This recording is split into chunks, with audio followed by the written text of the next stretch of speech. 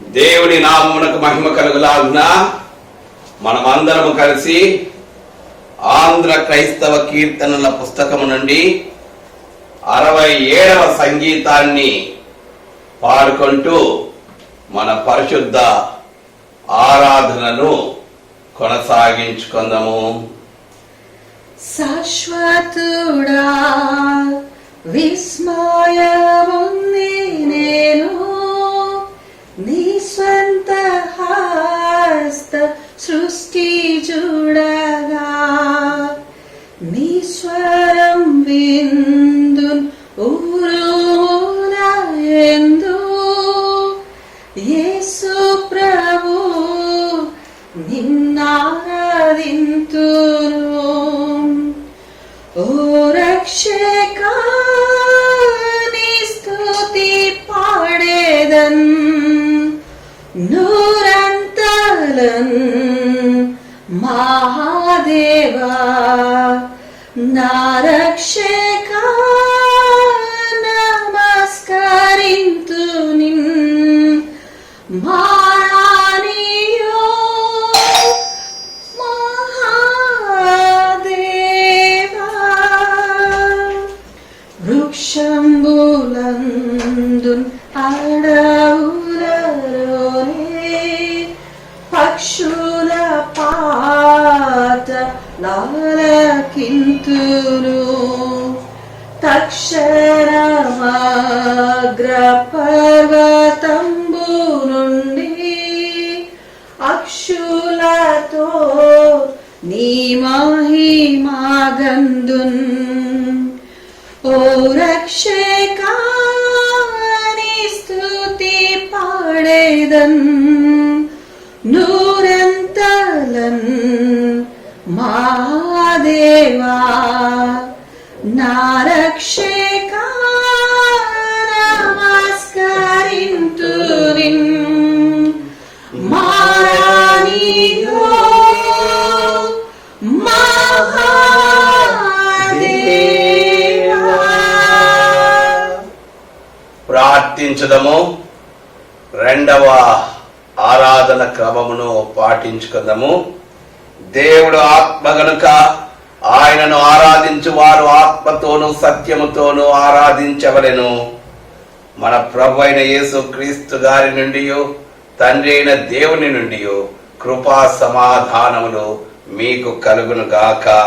ఇది యెహోవా ఏర్పాటు చేసిన దినము, దీని యందు మనం ఉత్సహించి సంతోషించెదము. ఓ ప్రభువా, మా పెదవులు తెరువుము, అప్పుడు మా నోరు నీ స్తుతిని ప్రచురపరచును. తండ్రికి నీ కుమారునికి నీ పరిశుద్ధాత్మలకు మహిమ కలుగును గాక. ఆది అందును ఇప్పుడును ఎల్లప్పుడూ ఉండునట్లు యుగ యుగములకు కలుగును గాక. తండ్రివైన దేవా, మీ శక్తి వల్లను జ్ఞానము వల్లను సమస్తమును సృష్టించినందుకును మీ కుమారుని మాకు రక్షకుడిగా ఇచ్చుట వల్ల ఈ లోకమును మీరు ఎంతో ప్రేమించారని రుజువుపరుచుకున్నందులకును మేము స్తుతించుచున్నాము. కుమారుడవైన దేవా, మా అపరాధముల నిమిత్తము అప్పగింపబడిన మీరు మమ్ములను నీతిమంతులుగా చేయుటకు పాపము తప్ప అన్ని విషయములలో మావలి చేయబడినందులకై మేము స్తుతించుచున్నాము. పరిశుద్ధాత్ములైన దేవా, సత్యమంతటిలోనికి మమ్మును నడిపించి మా హృదయములలో దేవుని ప్రేమను కుమ్మరించినందులకై మిమ్మును స్తుతించుచున్నాము. తండ్రి, కుమారులు, పరిశుద్ధాత్ములైన దేవా, యుగ యుగములకు మీకే సమస్త స్తుతి మహిమ కలుగునుగాక. ఆమేన్. పాప ఒప్పుకోలు పిలుపు వాక్యములను విందము. నేను లేచి నా తండ్రి యొద్దకు వెళ్ళి, తండ్రి, నేను పరలోకమునకు విరోధముగాను మీ ఎదుట పాపము చేస్తిని. ఇక మీదట మీ కుమారుడు నడిపించుటకు యోగ్యుడను కాను. మనము పాపము లేని వారమని చెప్పుకునే ఎడల మనల్ని మనమే మోసపుచ్చుకొందుము, మరియు మనలో సత్యముండదు. మన పాపములను మనం ఒప్పుకున్న ఎడల దేవుడు నమ్మదగిన వారును నీతిమంతులను గనుక సమస్త దుర్నీతి నుండి మనలను పవిత్రులుగా చేదురు.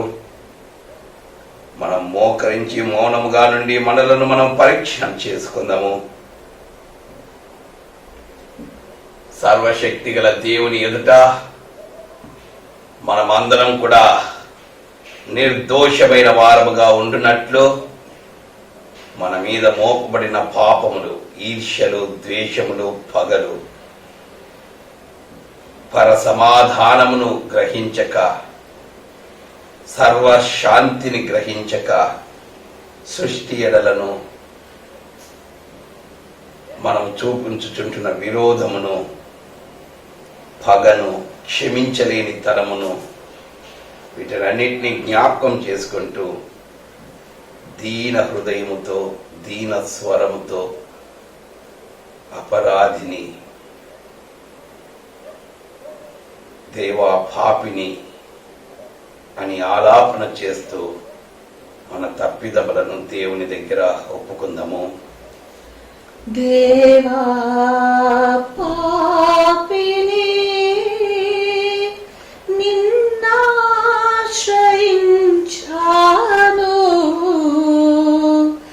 ప్రేమ చూపించి నన్నాదుకోవయ్యా. దేవా పాపిని అపరాధినై అందుడనై అపవాదితో అనుచరునై, అపరాధినై అందుడనై అపవాదితో అనుచరునై సంచరించితి చీకటిలో, వంచన చేసితి ఎందరినో, వంచన చేసితి ఎందరినో. దేవా పాపిని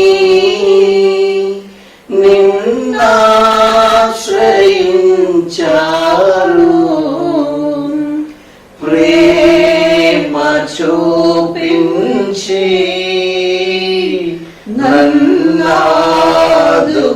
నన్నాదుకోవయ్యా. దేవా పాపిని.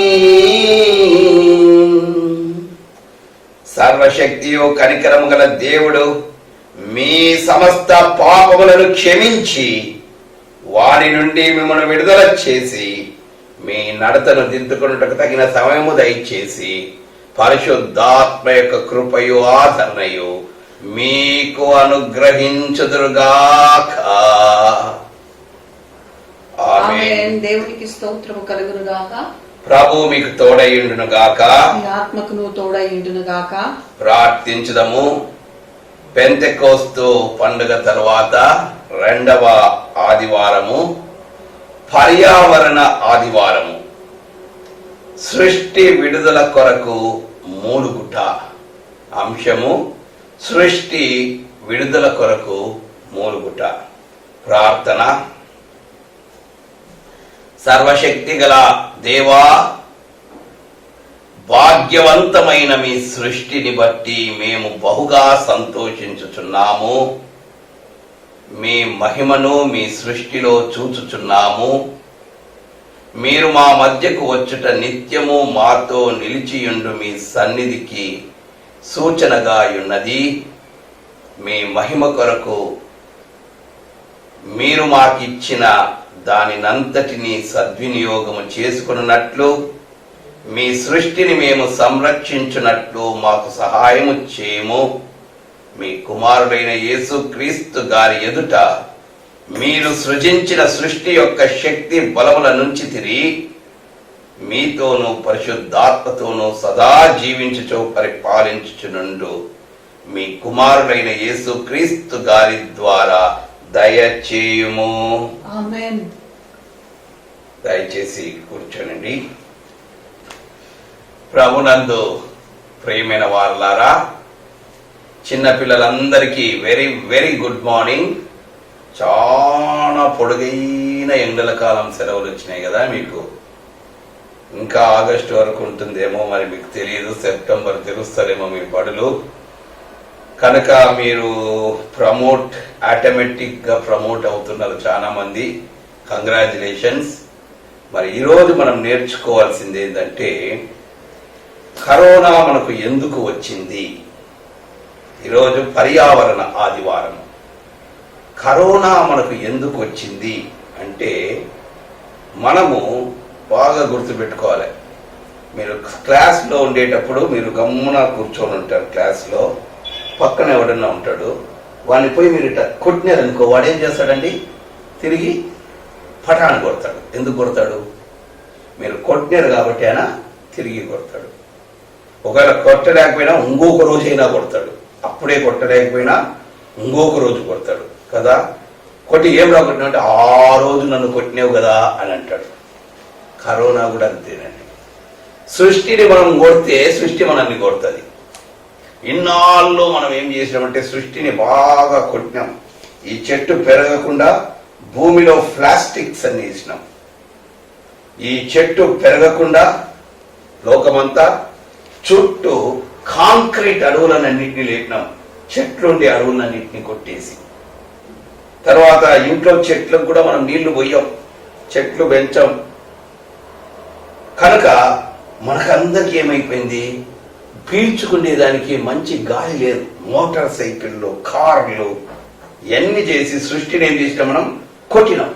ఇప్పుడు సృష్టి ఏం చేస్తుంది, మనల్ని రిటర్న్ కొట్టి కరోనా అనే ఒక బాంబు పేల్స్తే అందరికీ ఏమైపోయింది, నిరోధక శక్తి లేకుండా పోయింది. ఎందుకు నిరోధక శక్తి లేకుండా పోయింది?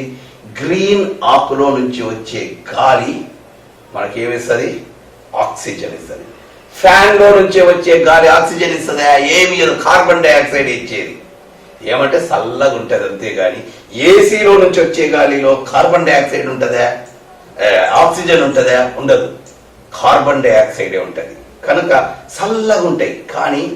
కానీ గ్రీన్ ఆకులో నుంచి వచ్చే ఈ క్లోరోఫిల్ తో తయారు చేయబడిన ఈ ఆకులో నుంచి వచ్చే గాలి మనకు ఆక్సిజన్ ఇస్తుంది.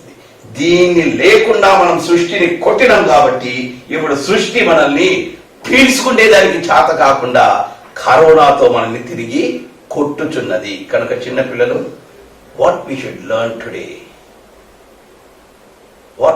లెర్న్ టుడే, పర్యావరణ ఆదివారం ఏం నేర్చుకోవాలంటే, సృష్టిని కాపాడాలి, జంతువులను కాపాడాలి, పక్షులను కాపాడాలి, మన చుట్టుపక్కల ఉంటున్న పర్యావరణంను కాపాడుకోవాలి. పచ్చదనాన్ని ఎక్కువ మనము ఇష్టపడాలి. మన ఇంటి చుట్టూ బయటికి వస్తానే సిమెంట్ కదా, రోడ్డు సిమెంటే. ఇంటి ముందర ముగ్గేయాలన్నా సిమెంటే. మట్టి ఉండదు, గడ్డి ఉండదు, ఏముండదు మనకు. సో మనం మట్టిని ప్రేమించాలి, గడ్డిని ప్రేమించాలి. ఈ సిమెంట్ అడవులన్నింటినీ కూడా నరికివేసి పచ్చని అడవులను మనము అడవీకరణ చేయాలి. అది మనము చిన్నపిల్లలు అందరూ నేర్చుకోవాలి. ప్రార్థన చేయాలి, దేవా ఈ బిల్డింగ్లన్నీ పోయి ప్రభువా మొత్తం ప్రపంచమంతా ఒక అడవి కావాలి నాయనా అని మనం ప్రార్థన చేయాలి. ఎందుకంటే ఆదాము అవ్వను దేవుడు అపార్ట్మెంట్లో పెట్టినాడా? లేదు. దేంట్లో పెట్టినాడు? ఏదేను తోటలో పెట్టినాడు. కనుక అటువంటి తోట, ప్రపంచమంతా కూడా మంచి ఏదేను తోట ఉండునట్లు మనము ప్రార్థన చేయాలి. కనుక చిన్నపిల్లలు మీరందరూ కూడా ప్రతి దినము అటువంటి తోటలు ఉండునట్లు, చిన్న మనీ ప్లాంట్ అన్న పెంచుకోవాలి. మీరు మీ స్టడీ టేబుల్ మీద ఒక మనీ ప్లాంట్, ఒక చిన్న చెట్టు, ఇట్లాంటి చెట్టు ఒకటి కొనుక్కొని రోజు నీళ్లు పోయాలి. ప్రతి బిడ్డ ఏదో ఒక చెట్టుకు ప్రతిరోజు నీళ్లు పోయాలి. ప్రతి ఒక్కరు ఏదో ఒక చెట్టు నాటాలి. అది నా చెట్టు అని పెద్ద చెట్టుగా మీరు పెంచాలి. అర్థమైందా? సో అది ఈ పర్యావరణ దినంలో మీరు చేయాలి. This is an environmental Sunday. So all blessings to you children and good luck for your education. So may all the environmental blessings beyond you. God bless you. దేవుని యొక్క వాక్యాన్ని మనం చదువుకుందాం. ఇప్పుడు వాక్యోపదేశంలోనికి వస్తాం. మొట్టమొదటి పాఠ్య భాగము పాత నిబంధన పాఠము యెహెజ్కేలు గ్రంథము 36వ అధ్యాయము 24వ వచనం నుంచి 36వ వచనం వరకు గల దేవుని పరిశుద్ధ వాక్య భాగము. ఆత్మా నడుపు సత్యములోని ఎప్పుడే ఆత్మా నడుపు. పరిశుద్ధ గ్రంథం నుండి పాత నిబంధన గ్రంథము యెహెజ్కేలు గ్రంథము 36వ అధ్యాయము 24 నుండి 36వ వచనాల వరకు గల దేవుని వాక్యాన్ని చదువుకుందాం. యెహెజ్కేలు గ్రంథము 36వ అధ్యాయము 24వ వచనం ప్రారంభం.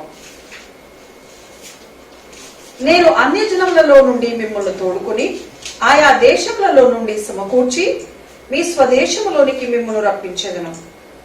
మీ అపవిత్రత యావత్తు పోవునట్లు నేను మీ మీద శుద్ధ జలము చల్లుదును. మీ విగ్రహము వలన మీకు కలిగిన అపవిత్రత అంతయు తీసివేసేదను. నూతన హృదయము మీకు ఇచ్చేదను, నూతన స్వభావము మీకు కలుగజేసేదను. రాతి గుండె మీలో నుండి తీసివేసి మాంసపు గుండెను మీకు ఇచ్చేదను. నా ఆత్మను మీ అందుంచి నా కట్టడలను అనుసరించు వారిని గాను నా విధులను గైకును వారిగాను మిమ్మల్ని చేసేదను. నేను మీ పితరులకు ఇచ్చిన దేశంలో మీరు నివసించెదరు. మీరు నా జనులయ్యుందురు, నేను మీ దేవుడనయ్యుందును. మీరు సకలమైన అపవిత్రతను పోగొట్టి నేను మిమ్మల్ని రక్షింతును. మీకు కరువు రానియక ధాన్యమునకు ఆజ్ఞ ఇచ్చి అభివృద్ధి పరతును. అన్య జనులలో కరువును కూర్చున్న నింద మీరిక నొందకు ఉండునట్లు చెట్ల ఫలములను భూ పంటను నేను విస్తరింపచేసేదను.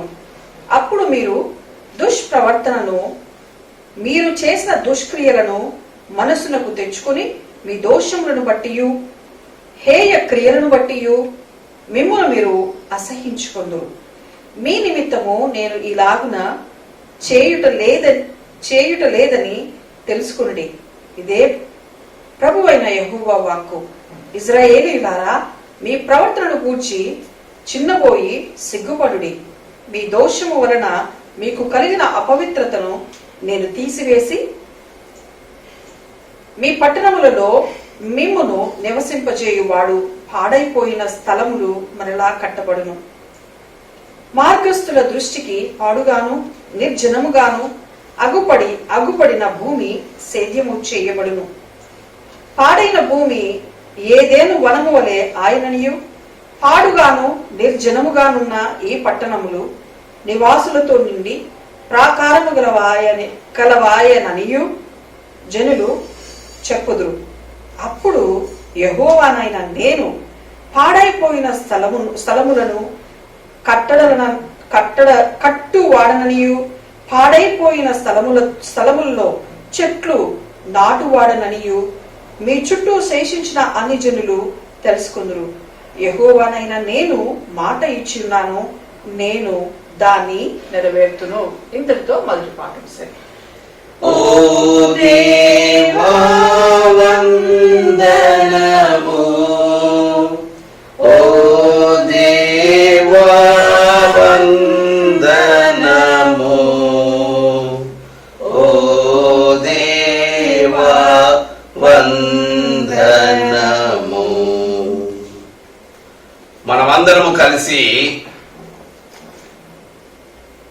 29వ దావీదు కీర్తన 1 నుంచి 11 వచనములు పూర్తిగా ఆ కీర్తనంతటిని ఉత్తర ప్రత్యుత్తర రీతిగా చదువుకుందాము.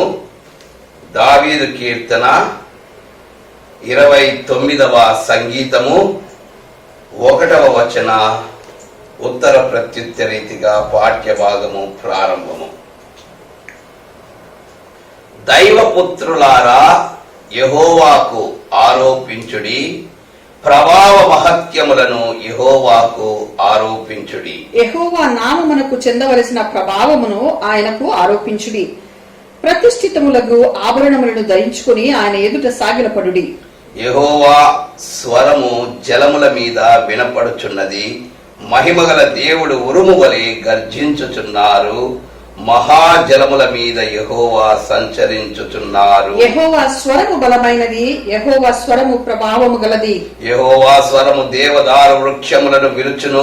యెహోవా లెబనాను దేవదారు వృక్షములను ముక్కలుగా విరుచును. దూడవలే గంతులు వేయునట్లు ఆయన చేయును.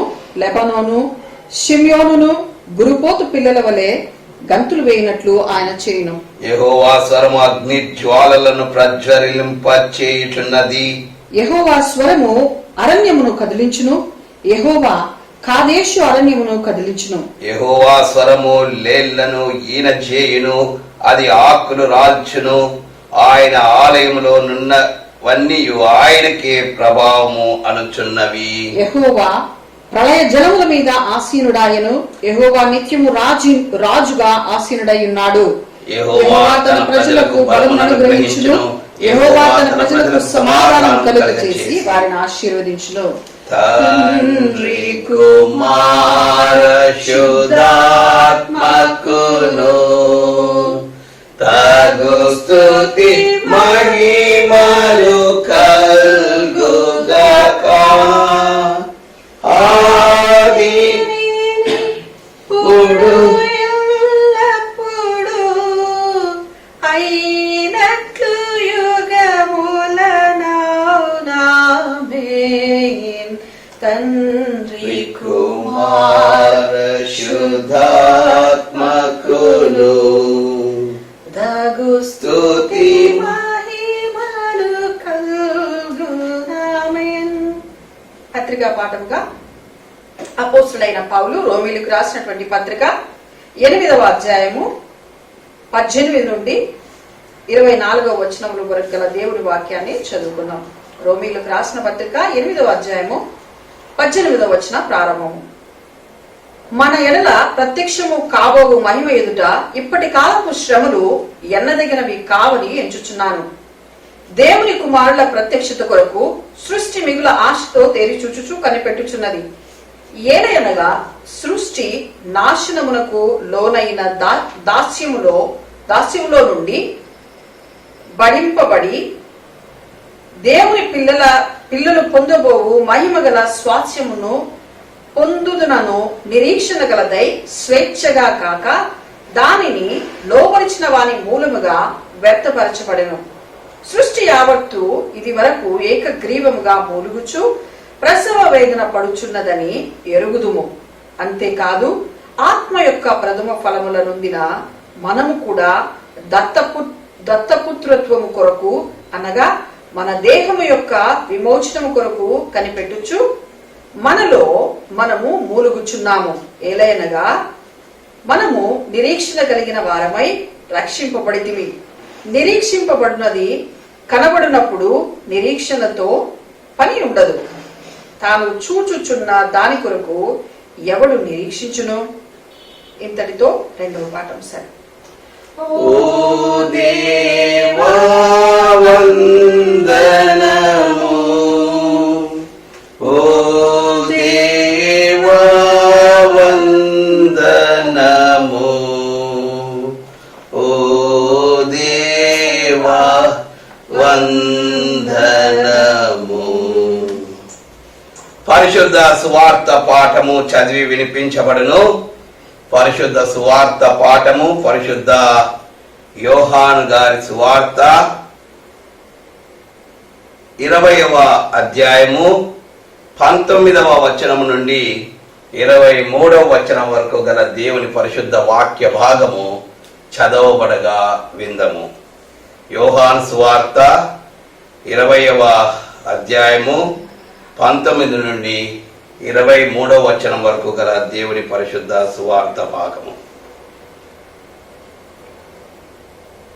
ఆదివారం సాయంకాలమున శిష్యులు యూదులకు భయపడి తాము కూడి ఉన్న ఇంటి తలుపులు మూసుకొని ఉండగా యేసు వచ్చి మధ్యను నిలిచి, మీకు సమాధానము కలుగును గాక అని వారితో చెప్పెను.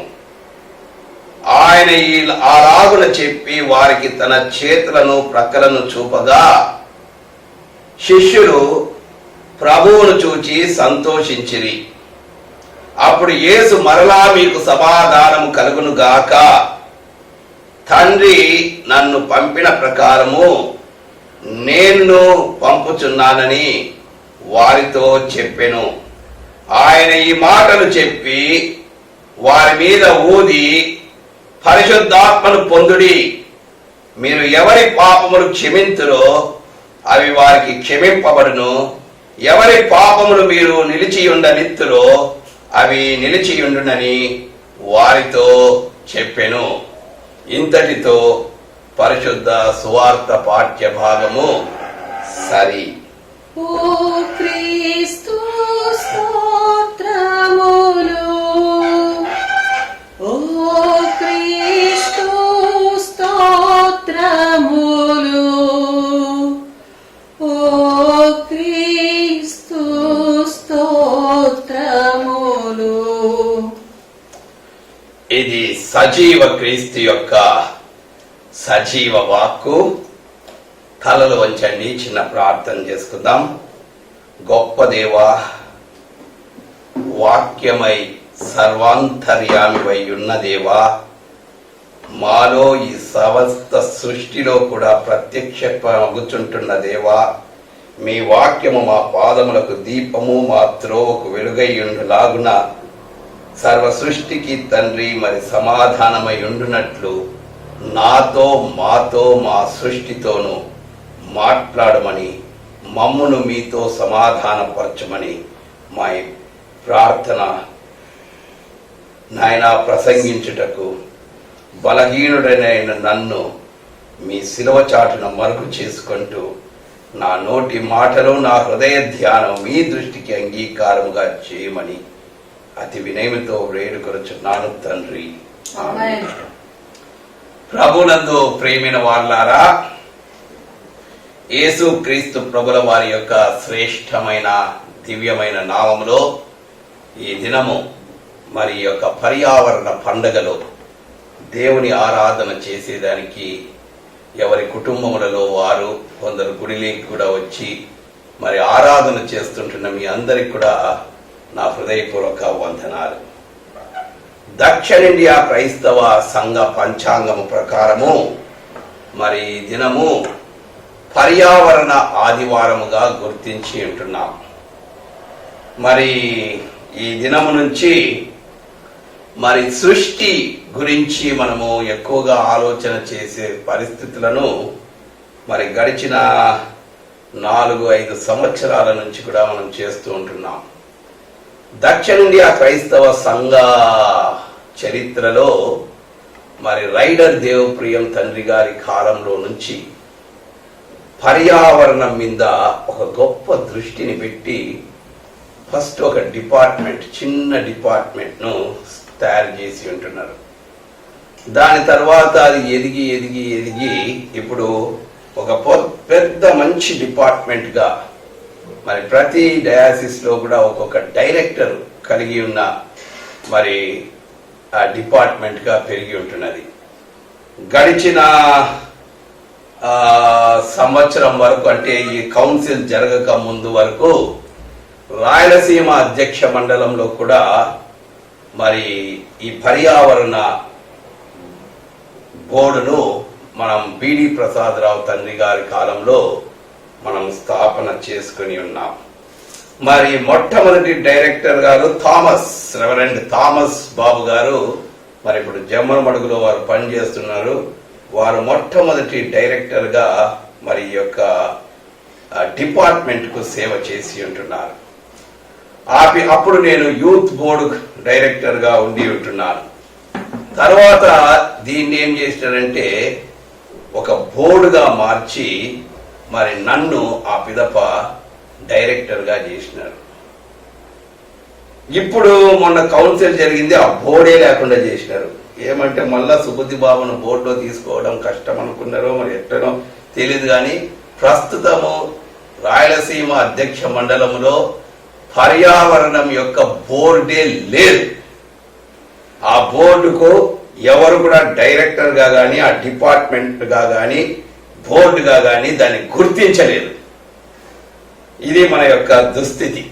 ప్రభునందు ప్రియమైన వారులారా, కనుక మనము పర్యావరణం గురించి మనము ఈ యొక్క లేఖన భాగాలను చదువుకున్నాం, కానీ ఈ లేఖన భాగాలు ఏవి కూడా పర్యావరణంను ఉద్దేశించి వ్రాయబడలేదు. కానీ మనమే ఇందులో నుంచి పర్యావరణాన్ని తోడుకోవాలి. చాలా బాగా మీరు ఒకవేళ గమనించి ఉన్నట్లయితే ఈ యొక్క లేఖన భాగాలు మనం ఇంతకు ముందు కూడా ఏ భాగాలు చదువుకున్నాం మీకు గుర్తున్నట్లయితే, పరిశుద్ధాత్మ రమ్ము పెంతెకోస్తు పండుగ రోజు యెహెజ్కేలు గ్రంథం చదువుకున్నాము.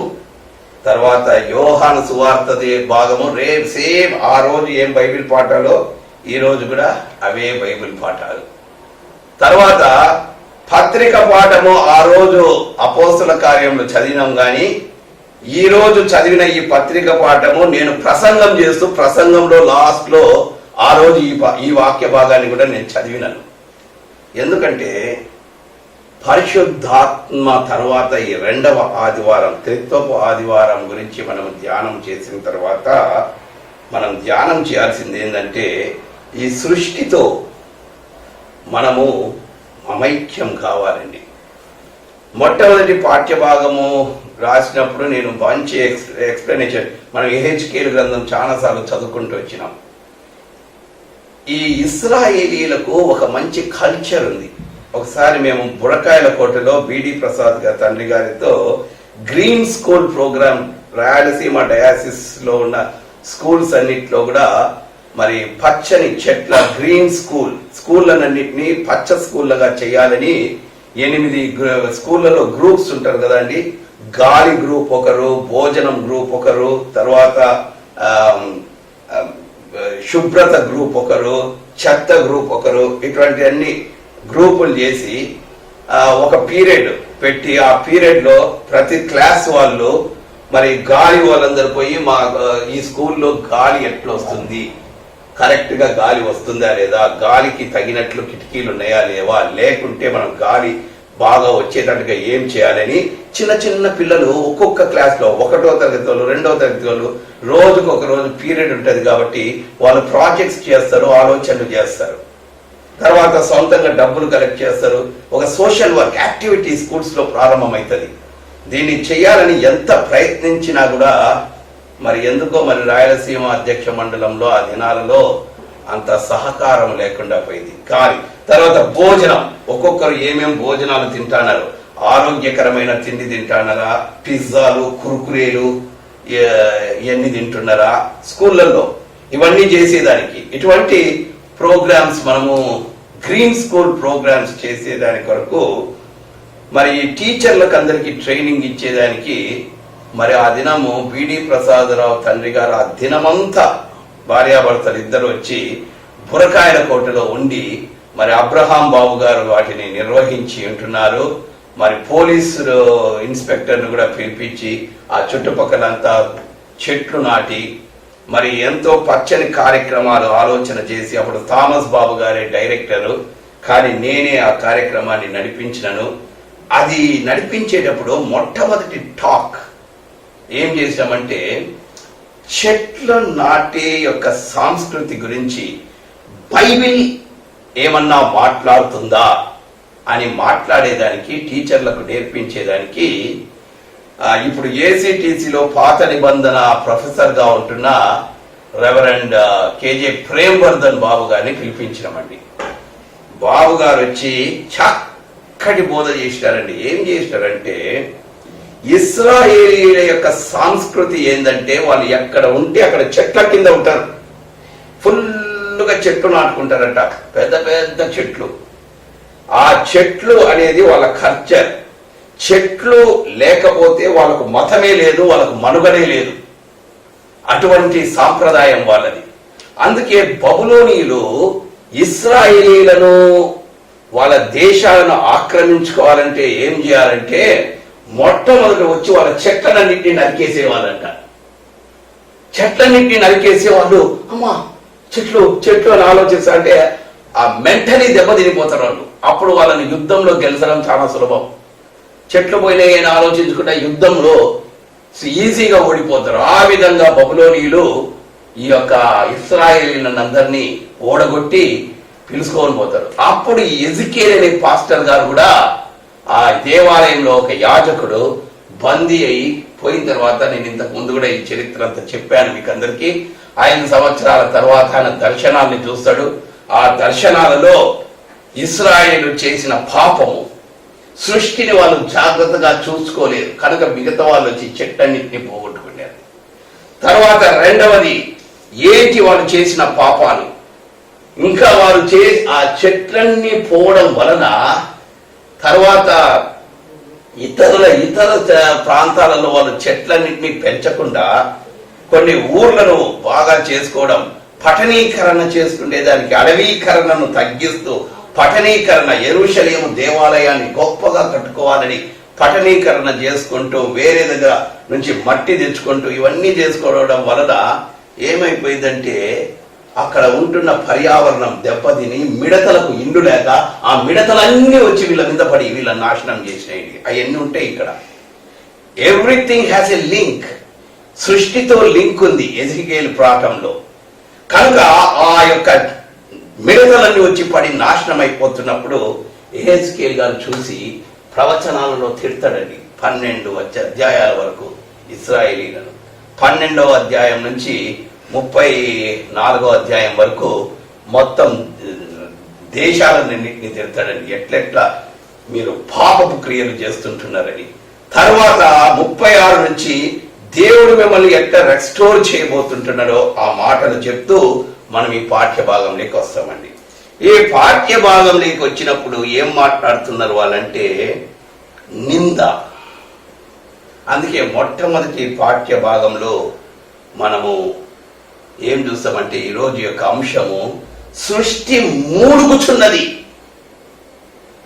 సృష్టి మూలుగుచున్నది దేనికి? విమోచన కొరకు. సృష్టి మరి దేని కొరకు మూలుగుతాందంటేనండి, మరి విడుదల కొరకు మూలుగుతాంది. ఎవరు ఈ సృష్టిని బంధించినారు? మనమే. ఈ చెట్లను పెరగనీయకుండా చెట్లను కొట్టేస్తున్నాం. చెట్లు పెరగకుండా ఇంటి ముందర కూడా సిమెంట్ పోసుకుంటున్నాం, గడ్డి కూడా పెరగకుండా. ఇంకా పచ్చదనమే లేకుండా నగ్నంగా చేస్తున్నాం భూమిని. ఒక కవి బలి రాశాడండి, ఇప్పుడు ఒక ఎవరినన్నా బట్టలన్నీ ఇప్పి నగ్నంగా చేయడం అంటే అర్థం ఏంటంటే భూమికి పచ్చదనం లేకుండా ఒట్టి సిమెంటే కనపడేటట్టుగా చేస్తే భూమిని నగ్నంగా చేయడం అంటండి పచ్చదనం లేకుండా చేయడం అనేది. భూమి చీర కట్టుకొని అందంగా సొగసుగా కనపరావాలంటే పచ్చగా ఉండాలి. ఆ పచ్చదనం పోగొడుతున్నామంటే మనం ఏం చేస్తున్నామంటే భూమిని రేప్ చేస్తున్నాం, భూమిని మానభంగం చేస్తుంటున్నాం. కనుక ఈ రీతిగా మనం ఏం చేస్తుంటే ఈ సృష్టి విడుదల లేక చనిపోతూ ఉంటున్నదండి. కనుక ఈ పాఠ్య భాగంలో మరి ప్రవక్త గారు పునర్ప్రతిష్ఠించేదానికి ఈ విడుదల నుంచి మూలుగుతుంటున్న ఈ సృష్టి తిరిగి రావాలంటే మరి ఈ సృష్టి ఏమి బంధించిన వారి మీద ఒక నింద ఉందండి. ఏందా నింద అంటే కరువు నింద. కరువు నింద. రెండవ పాఠ్య భాగంలో ఏం చేస్తామంటే మనము పరిష్కారం చూస్తాం. ఎట్లా ఈ కరువు, ఈ చెడిపోయి మూలుగు నుంచి విడుదల పొందేదానికి పరిష్కారం ఏంది, బ్యాలెన్స్ ఏంది అనేది చూస్తాం. తర్వాత చివరి పాఠ్య భాగం యేసుక్రీస్తు పాఠ్య భాగం అయిన తర్వాత ఈ సంఘ పాఠ్య భాగంలో రోమీలకు రాసిన పాఠ్య భాగంలో మనం ఏం చూస్తామంటే స్వేచ్ఛను చూస్తాం. ఎటువంటి స్వేచ్ఛ ఈ సృష్టి అనుభవిస్తుంది అనేది. ఇటువంటి చెట్లు మొత్తం పెరిగి ఎంతగా సృష్టి స్వేచ్ఛగా ఉంటుంది అనేది మనం చూస్తాం. మరి మొట్టమొదటి పాఠ్య భాగంలోకి వచ్చినప్పుడు మనము 30వ వచనంలో ఈ చూసినట్లయితే అన్యజనులలో కరువును గూర్చిన నింద మీరిక నొందక ఉండునట్లు చెట్ల ఫలములను భూ పంటను నేను విస్తరింప చేసేదను. ఎందుకు మీకు కరువు నిందొచ్చిందంటే ఈ చెట్ల ఫలాలను మీరు పండనీయకుండా ఈ భూమిని మీరు నాశనం చేసినారు. తరువాత మీకు కరువు ఎందుకు వచ్చిందంటే ఈ చెట్లు మీకు ఇవ్వాల్సిన బియ్యాన్ని మీకు సరిగ్గా ఇయ్యనీయకుండా ఈ భూమిని, ఇది ఇది రోజా చెట్టు అనుకోండి, మంచి రోజా పువ్వు రావాలంటే ఈ మట్టి బాగుండాలి. మనం ఏం చేసినాం, మంచి రోజా పువ్వు రానియకుండా ఈ మట్టిని చెడగొట్టినాం, మంచి బియ్యం రానియకుండా ఈ మట్టిని చెడగొట్టాం, మంచి గోధుమలు రానియకుండా ఈ మట్టిని చెడగొట్టాం. నేను ఒకసారి నేనంతా పల్లెటూర్లలోనే పనిచేసానండి. దాదాపు నేను ఏ పల్లెటూరులో పనిచేసినా నా దగ్గర ఏవోలతో నేను మంచి ఫ్రెండ్షిప్ చేస్తా ఫస్ట్. ఎందుకంటే పల్లెలకు, పొలాలకు, భూమికి సంబంధం ఉంటుంది కాబట్టి అగ్రికల్చరల్ ఆఫీసర్ ఎవరు అనేది ముందు నేను వెతుకుతా. ఆ అగ్రికల్చరల్ ఆఫీసర్ గారు మరి వెంకటరెడ్డి గారు నేను పోయి కలిసిన. భీమునిపాడులో ఏమొచ్చిందంటే ఎర్ర తెగులు వచ్చింది, పంట మీదంతా ఎర్ర తెగులు వచ్చింది, పంట అంతా పోతుందని చెప్తున్నప్పుడు పోయి ఏఓ గారికి చెప్పి వచ్చి మొత్తం అంతా పరీక్ష చేయించినప్పుడు ఏఓ గారు నాతో చెప్పింది ఏంటంటే, మన ప్రజలకు ఎంత చెప్పినా వినరు సార్, నేను ఎన్ని చెప్పినా వాళ్ళు వినరు సార్, భూమికి యూరియా వేస్తేనే చాలనుకుంటా అంటారు. ఈ మూరెడు అంటే 1.5, 2 అడుగులు 3 అడుగుల మొక్కకు 15 మీటర్ల లోతున యూరియా అనే భూమిలో ఉందంటండి. మొత్తం ఈ భూమిని తవ్వకుండా పోతే భూమిలో 15 మీటర్ల వరకు ఏముందంటే యూరియానే ఉందంటానండి. 15 మీటర్లు తవ్వి మట్టి అంతా తీసి మళ్ళీ కొత్త మట్టి వేస్తే గాని మంచి భూమి రాదంటండి. చాలా మంది ఏమనుకుంటున్నామంటే మనము 40 మూటలు వస్తాయి యూరియా వేస్తే, యూరియా వేయకపోతే 15 మూటలే వస్తాయి అనుకుంటాం. నిజమే, 15 మూటలే వస్తాయి మంచి భూమిని చేసుకుంటే. కానీ వచ్చే సంవత్సరం 15, 20 అవుతుంది, 20, 30 అవుతుంది, పెరుగుతూ పోతుంది. అదే యూరియా వేస్తే 40, 30 అవుతుంది, 30, 20 అవుతుంది, తగ్గుతూ వస్తుంది. భూమిని మనం నాశనం చేస్తూనే పోతాం.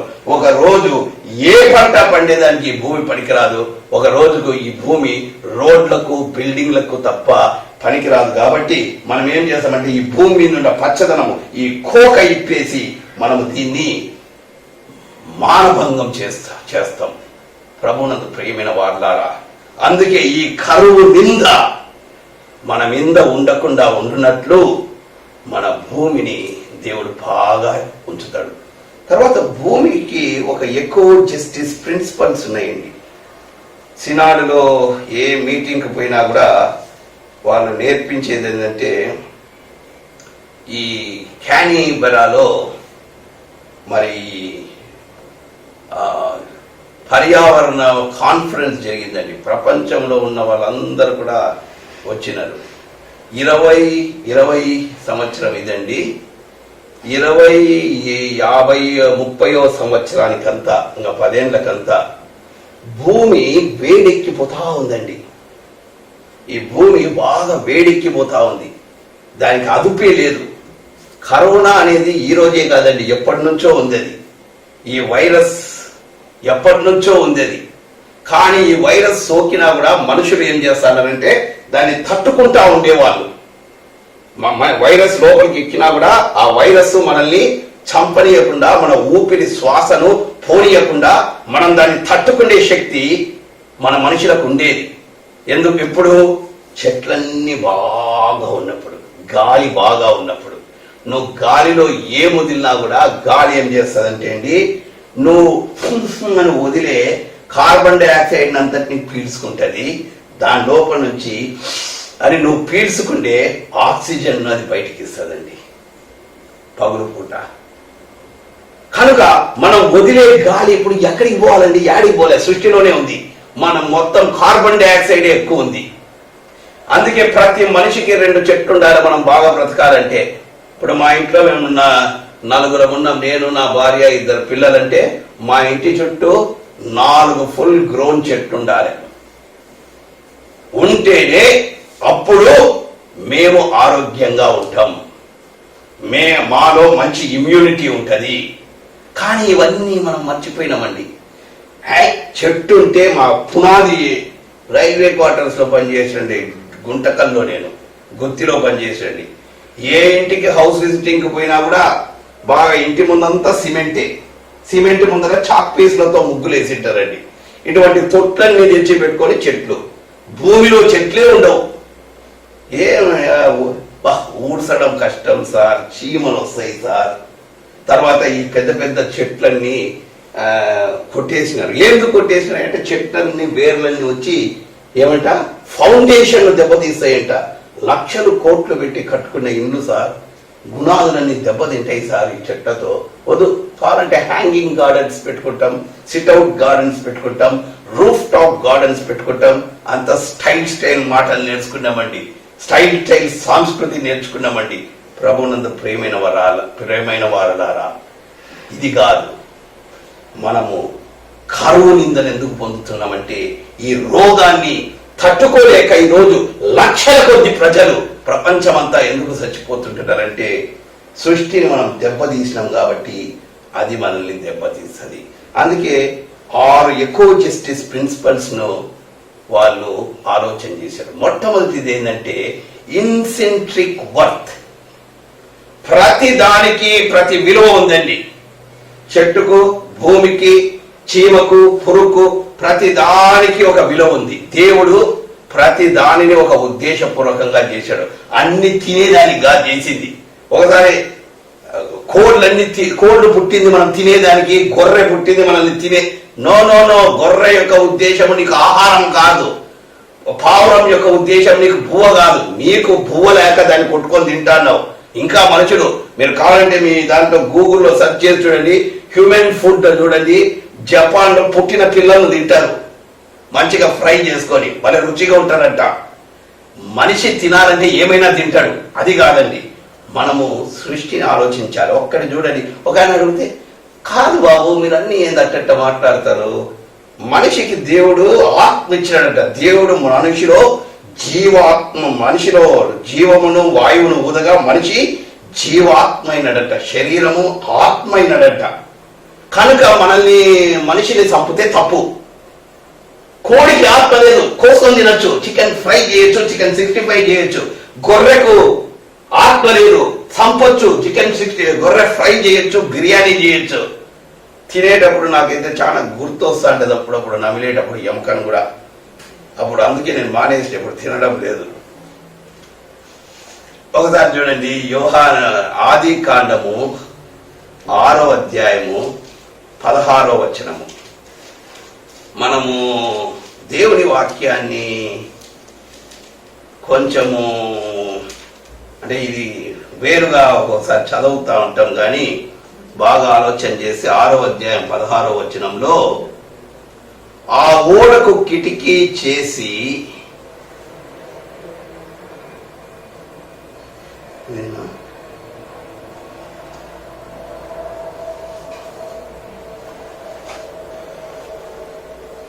ఎస్ 6వ అధ్యాయము 15వ వచనము, నీవు దానిని చేయవలసిన విధమిది. అంటే ఓడని ఇట్లా చేయండి. ఆ ఓడ 300 మూరల పొడవును 70 వెడల్పు 30 మూరల ఎత్తును గలదై ఉండవలెను. ఆ ఓడకు 7:15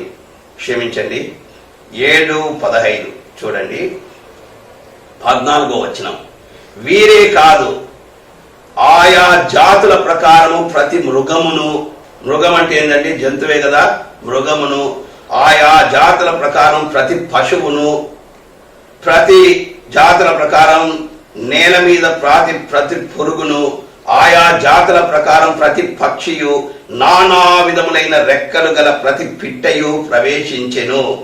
జీవాత్మ గల సమస్త శరీరాలలో రెండేసి ఓడలోనున్న నోహా యొద్దకు ప్రవేశించెను. వీటన్నిటికీ ఏమున్నాయంటండి? జీవాత్మ గల సమస్త శరీరులు. ఇవన్నీ అంటే కుక్కకు కూడా ఆత్మ ఉంది. అందుకే నువ్వు పోలీస్ ట్రైనింగ్ ఇస్తే కుక్క పాస్ అవుతుందండి. మనమే IPS ఫెయిల్ అవుతాం. కుక్కలు కూడా పోయి దొంగలను పట్టుకుంటే మనకు తెలుసో తెలీదు, బ్రహ్మాండంగా పడతాయి మనకన్నా దొంగలు. పోలీసు వాళ్ళకే దొంగలను పట్టుకోవడం చేతకాక కుక్కను పట్టుకొని కుక్క ద్వారా పోయి దొంగలను పట్టుకుంటా అంటారు. పరిశుద్ధుడమైన దేవ, ప్రియమైన వాళ్ళారా, కనుక మనము గ్రహించవలసినది ఏమిటంటే సృష్టి కూడా ఇట్ హ్యాస్ అన్ ఇన్సెంట్రిక్ వర్త్. అది మనము గ్రహించవలసిన వారమై ఉంటున్నాం. తర్వాత రెండవ ఎకో జస్టిస్ ప్రిన్సిపల్ ఏంటంటేనండి, ఇంటర్ కనెక్టెడ్నెస్ ఉందండి. సృష్టికి మనకు ఇంటర్ కనెక్టెడ్నెస్. ఈ ఆకుకు మనకు ఏం సంబంధం లేనుకుంటాను, కానీ ఈ ఆకులో నుంచే ఆక్సిజన్ వస్తుంది. ఆక్సిజన్నే మనం పీలుస్తాం. అది పీలుస్తేనే మన రక్తం శుద్ధి అవుతుంది. మన రక్తం శుద్ధి అయితేనే మనకు ఎనర్జీ వస్తుంది. ఆ ఎనర్జీ వస్తేనే మనం బ్రతుకుతున్నాం. ఈ ఆకు నిన్ను బ్రతికిస్తాంది, ఈ ఆకు నన్ను బ్రతికిస్తూ ఉన్నది. ప్రభు నందు ప్రియమైన వారులారా, దెర్ ఈస్ ఇంటర్ కనెక్టెడ్నెస్. ఈ ఆకు తింటాం, మనం తింటే అది మనలో జీర్ణమవుతుంది, మనకు శక్తి ఇస్తుంది, మనకు ఆరోగ్యం ఇస్తుంది. So there is inter connectedness. భూమికి ప్రతి చోట కూడా దెర్ ఈస్ ఇంటర్ కనెక్టెడ్నెస్. తర్వాత ప్రిన్సిపల్ ఆఫ్ వాయిస్. ఈ చెట్టు మాట్లాడుతుందండి, మనకు తెలియడంలే. సృష్టి మాట్లాడుతుందండి, మనకు తెలియడంలే. మెడ్రాస్ లో ఒకసారి భయంకరమైన తుఫాన్లు వచ్చినాయి. ఎందుకు వచ్చినాయంటే నీళ్లు పోవలసిన ఆ పోనీయకుండా మనం ఆపినాం. ఆపే లోపల ఏం చేసిందండి, మొత్తము వరదలు వచ్చి మొత్తం మద్రాసులు నింపినాయి. హైదరాబాద్ లో కూడా వచ్చినాయి. ఉరుములు, వర్షాలు, వరదలు, ఈ ఉప్పెనలు, ఈ విసర్గాలు ఇవన్నీ ఎందుకు వస్తున్నాయంటే అండి, సృష్టి మాట్లాడుతుంది, కోపడుతుంది. రే అంటది సృష్టి. ఈ కరోనా ఎందుకు ఈ సృష్టిలో నుంచి వచ్చి ప్రతి దేశాన్ని ప్రాకింది? సృష్టి మాట్లాడగలుగుతుంది. సృష్టి నన్ను మీరు చెట్లు లేకుండా చేస్తారా, నన్ను మీరు నగ్నంగా చేస్తారా పచ్చదనం లేకుండా? ఇప్పుడు మీ కథ చెప్తా చూడండి అన్నట్టు కరోనా విలయతాండవం మార్చు ఉంటున్నది. ప్రభునందు ప్రేమేమన్న వార్లారా, వి షుడ్ అండర్స్టాండ్ దిస్. తర్వాత సృష్టికి మనకు ఒక కస్టోడియన్షిప్ ఉంది, మ్యూచువల్ కస్టోడియన్షిప్. కనుక ఈ సృష్టిని మనం కాపాడాలి, సృష్టి మనల్ని కాపాడాలి. మనం ఏమనుకుంటా అంటామంటే సృష్టి మన కొరకు ఉంది కానీ మనం సృష్టి కొరకు లేమనుకుంటా అంటాం. ఇట్ట పెద్ద పెద్ద బిల్డింగ్లు కట్టుకోవడం దేవుడు ఏం చెప్పాలి? ఆదాం కవకు ఇల్లులు కట్టించినాడు, ఆ బట్టలు ఇచ్చినాడు, బట్టలు వేసుకోండి, చర్మపు బట్టలు. అంతేగాని బిల్డింగ్ వేసి ఇచ్చినాడు, ఆ బిల్డింగ్లు కట్టుకోమని. ఈ బిల్డింగ్ కట్టాలంటే భూమిని తవ్వాలి. భూమిని తవ్వి ఈ బిల్డింగ్ కడితే భూమి ఏమైపోతుందండి, బ్యాలెన్స్ తగ్గిపోయింది. కనుక మనం మొత్తము స్పాయిల్ చేసినాం. అందుకే రెసిస్టెన్స్. కనుక ఎంత ఘోరం అంటేనండి, నేను కూడా ఇది వాదించితే చెన్నైలో కొంతమంది ఒప్పుకోలేరు. 2 థీరీలు ఉన్నాయి. మన యొక్క జీవనం కొరకు సృష్టిని పాడు చేయొచ్చు అనేది ఒకటి ఉంది. లేదు, ముందు సృష్టి మనము కలిసి బ్రతికేటట్టుగా మనము మన మానవ శైలిని, మన జీవిత మనుగడను మనం స్థాపించుకోవాలి. ఈరోజు మనము పోస్ట్ మోడర్నిజంలో ఉన్నాం. ఇప్పుడు మనము ఈ పోస్ట్ మోడర్నిటీ అనేది సృష్టిని కాపాడలేదు. కనుక మనం ఎక్కడికి పోలే, వెనక్కి పోవాలి మోడర్నిటీకి. అక్కడ కూడా కాపాడుతామా? పోలేదు. అందుకే ప్రీ మోడర్నిటీకి పోవాలి మనం. ఇప్పుడు దేవుడు సిస్టర్న్స్ తయారు చేసినాడండి, ఊటలను. ఆ ఊటలలో నుంచి నీళ్లు వస్తాయి. ఊటలు ఎక్కడుంటే మనం అక్కడికి పోయి బ్రతకాలి. అబ్రహాము వీళ్ళందరూ కూడా పోతా పోతా పోతా ఎక్కడ ఊటలుంటే అక్కడ బ్రతికేవారు. తర్వాత వీళ్ళు ఏం చేశారు, కొత్త కల్చర్ స్టార్ట్ చేశారు, బావులు తవ్వడం. దేవుడి కోపం వచ్చింది. నో, బావులు ఎక్కడ తవ్వుతావు, నీళ్ళు ఎక్కడుంటే నువ్వు అక్కడికి పోవాలి. ఇప్పుడు మనం కూడా చూడండి, భూమిని ఏం చేసామంటే ఇక్కడ ఈ చెట్టుకు నీళ్లు కావాలనేసి ఇక్కడ నేను నివసిస్తున్నా కాబట్టి నాకు నీళ్లు కావాలని ఇక్కడ 10 అడుగుల బోర్ వేస్తా, ఇంకొక 10 అడుగులు వేస్తారు, అందరు 10 అడుగులు వేస్తారు, నీళ్ళన్నీ అయిపోతాయి, లెవెల్ కిందికి పోతుంది. 20 అడుగులు వేస్తాడు, ఇంకొకడు 30 అడుగులు వేస్తాడు. ప్రొద్దుటూరులో మేము ఇల్లు కొన్నప్పుడు 10 అడుగులకు నీళ్లు వచ్చేటి అండి మా బోరింగ్ లో.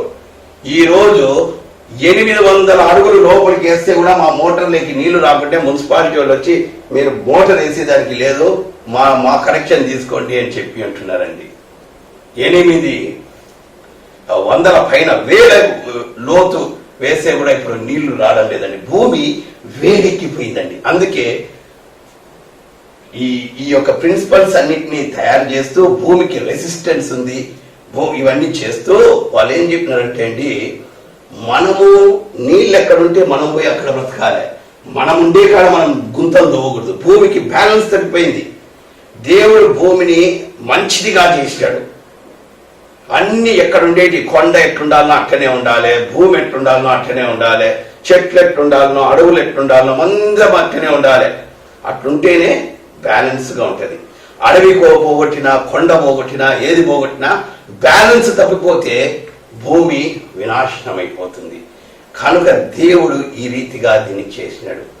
మరి దీ బ్యాలెన్స్ నుంచి మనము పరిష్కారం ఎప్పుడైతే మనం నాశనం చేసినాం, అందుకే ఏహెచ్కేల్లో ఆయన ఏమంటున్నాడంటే, మీరందరూ ఇప్పుడు ఏం చేయాలంటే పాడైన భూమి, చూడండి 35వ వచనము, పాడైన భూమి ఏదేను వనం వలె ఆయననియు పాడుగాను నిర్జీవముగానున్న ఈ పట్టణములు నివాసములతో నిండిన ప్రాకారములు గలవాయనని జనులు చెప్పుదురు. మన కాంపౌండ్లన్నీ కూడా ఇక్కడే ఉన్నాయండి, చెట్టు లేని కాంపౌండ్లన్నీ.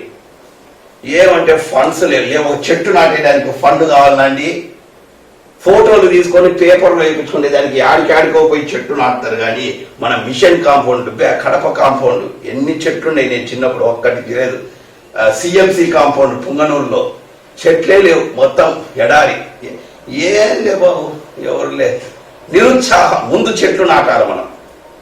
మొత్తం we have to make it, అడవీకరణ చేయాలి మన ప్రాంతాలన్నీ. ఆరోగ్యవరంలో కూడా కొన్ని చెట్లు ఉన్నాయి. అక్కడ కూడా ఇప్పుడు ముందున్న చెట్ల సంఖ్య, ఇప్పుడున్న చెట్ల సంఖ్య కూడా తగ్గిపోయినాయి. చాలా మంది అక్కడున్న వర్కర్లు, డాక్టర్ గారు కూడా నాకు చెప్తూ ఉంటున్నారు. అందుకే ఇప్పుడు కూడా డాక్టర్ గారు అయితే ఒకట ఓలీవ వనం చేసి పెట్టినారు. We have to grow plants now. మన compound, Madanapalle compound, Kadapa compound, తర్వాత గుంటకల్ కాంపౌండ్, చాలా నాకు గుంటకల్లో తెలిసి 1, 2, 3, 4 చెట్లే అంతే ఉండేది. మన బ్యాంబూ చెట్ల కుప్ప ఉంది ఒక దగ్గర. కానీ మిగతా కాంపౌండ్ అంతా కూడా సుమారుగా 4 ఎకరాల కాంపౌండ్, మొత్తం నో చెట్లు. ప్రభునంద ఒక మూలన కంప చెట్లు ఉన్నాయి అంతే, నో చెట్లు. అవి కూడా తీసేసి ఇప్పుడు పెద్ద బిల్డింగ్ కట్టేసినాం, కాంక్రీట్ జంగల్, నో చెట్లు. ప్రభునంద ఆలూరు కాంపౌండ్, ఆధోని కాంపౌండ్, తర్వాత మంత్రాలయం 2.5 ఎకరా స్థలం ఉందంటే అక్కడ పెద్దది. లాట్ ఆఫ్ ప్లేసెస్ మనకు. ఈ స్థలాలన్నీ కూడా మనం ఏం చేయాలంటే చెట్లతో నింపవలసిన వారమై ఉంటున్నాం. మనం మారు మనసు పొందాలండి. అందుకే మొట్టమొదటి పాపము పర్యావరణ పాపాన్ని మనం ముందు గ్రహించాలి. ఎవరినో మర్డర్ చేసినా, వాళ్ళని తిట్టినా, మా అమ్మను కొట్టినా, నాకు ఎవరో డబ్బులు మోసం చేసినాడు, ఈ డొమెస్టిక్ సిన్స్ కాదండి. These are all the domestic sins. కానీ డొమెస్టిక్ సిన్స్ కన్నా డేంజరస్ సిన్ ఏంటంటే క్రియేషనల్ సిన్స్, సృష్టి పైన మనం చేస్తుంటున్న పాపము. We are talking about original. అందుకే కొత్త పర్యావరణం మనం తీసుకొని రావాల్సిన వారమై ఉంటున్నాం. అందుకే దీన్ని బ్యాలెన్స్ చేసేదానికి దేవుడు యేసుక్రీస్తు గారి పాఠ్య భాగంలో ఏం చెప్తున్నాడంటే పరిశుద్ధాత్మ మీ మీదికి రావాలి. ఇక్కడ కూడా మనం ఏం చేసామంటే there is lot of problem. ఈ యొక్క వర్స్ 23వ వచనము, మీరు ఎవరి పాపములు క్షమింతురో అవి వారికి క్షమించబడును. అంటే ఇక్కడ మనకి 2 మనుషులు కనపడతాండి. ఒక వ్యక్తి క్షమించేటోడు, ఒక వ్యక్తి పాపం చేసినోడు. ఒకడు క్షమిస్తే ఇంకొకరికి పాపాలు క్షమించబడతాయి. ఎవరికి క్షమించబడతాయి? ఇంకొకడెవడు? మీరు ఎవరి పాపములు క్షమింతురో వారి పాపములు క్షమించబడును అనే అర్థం వచ్చేటట్టుగా ఈ వాక్యం ఇక్కడ ఉంటుంది. ఎందుకు ఇట్లుందంటే సాసర్డోటలిజం, SACER DOTALISM, సాసర్డోటలిజం అనే ఒక డాక్ట్రిన్. అదేంటంటే దేవునికి మనిషికి అవసరమైన మధ్యవర్తి పాద్రీనే. పాద్రిని ఇట్లా పాపాలు క్షమించాలి. కనుక ఆ మధ్యవర్తిత్వాన్ని ప్రభావాన్ని గొప్ప చేసుకునేదానికి ఆది అపోస్తలుల తర్వాత నైసియా విశ్వాస సూత్రం తర్వాత ఈ బైబిల్ తయారు చేసేటప్పుడు ఈ గ్రీకు లాటిన్ నుంచి వీళ్ళు దీన్ని మార్చడంలో ఒక టెన్స్ ను పోగొట్టినారు. గ్రీక్ లో ఈ మీనింగ్ చదివే వాళ్ళకి ఇది వేరేగా అర్థమవుతుందండి. అంటే నేను ఎవరి పాపాలు క్షమిస్తే, నేను క్షమిస్తే క్షమించబడవవి, దేవుడు క్షమించాలి, అవి నాకు క్షమించబడతాయి. ఫుల్ ఊదినాడు, ఊదితే నాలోకి ఏం రావాలి? పరిశుద్ధాత్మ రావాలి.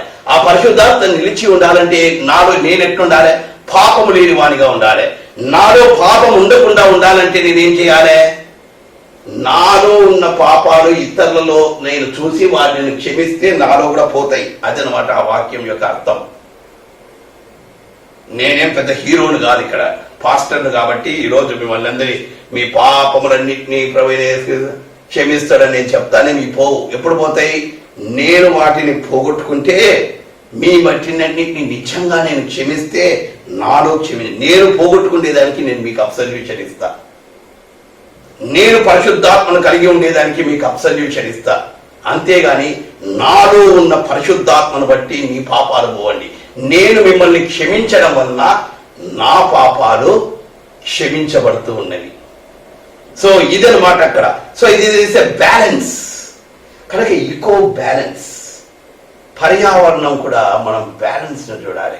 కొరపాడు అనే ఊరు ఎందుకు వచ్చిందంటేనంటే కొర్రల సంత జరిగేదంట, నేను బంద్ చేసిన అక్కడ. జొన్నవరం అనే ఊరు ఎందుకు వచ్చేదంటే అక్కడ జొన్నల సంత జరిగేది. ఈరోజు జొన్నవరంలో జొన్న పంట ఎట్లయ్యాలని అడిగితే పిల్లలకు తెలియదు.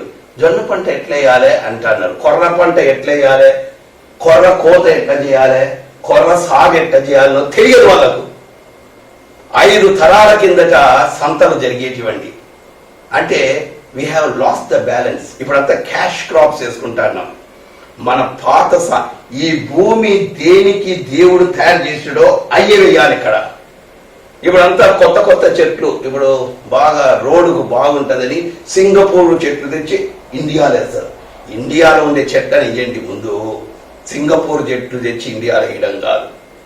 ఇప్పుడంతా పండ్ల షాప్ లేకపోతే ఇప్పుడు డ్రాగన్ ఫ్రూట్ అంట juice, dragon fruit juice, kiwi juice బ్రహ్మాండంగా ఉంటుంది. మేడి పండ్లు, కివ్వీలు, అంజూరపు పండ్లు, వీటికి మించిందా డ్రాగన్ ఫ్రూట్? అన్ని అయ్యేది. కానీ మనం మేడి పండ్లే తినాం, కానీ మేడి పండ్లు మన కల్చర్. సో మనము బ్యాలెన్స్ చేయాలండి. We should have a balance. ఎప్పుడైతే భూమి బ్యాలెన్స్ పోగొడుతుందో మనం నాశనం చేసుకుంటూ ఉంటాం. మనకి ఎంత కావాలనో అంతనే పండించుకోవాలి, మనం ఎంత కావాలనో అంతనే కోసుకోవాలి, అంతనే తినాలి. మన్నాలాగా మనం పోషించబడాలి.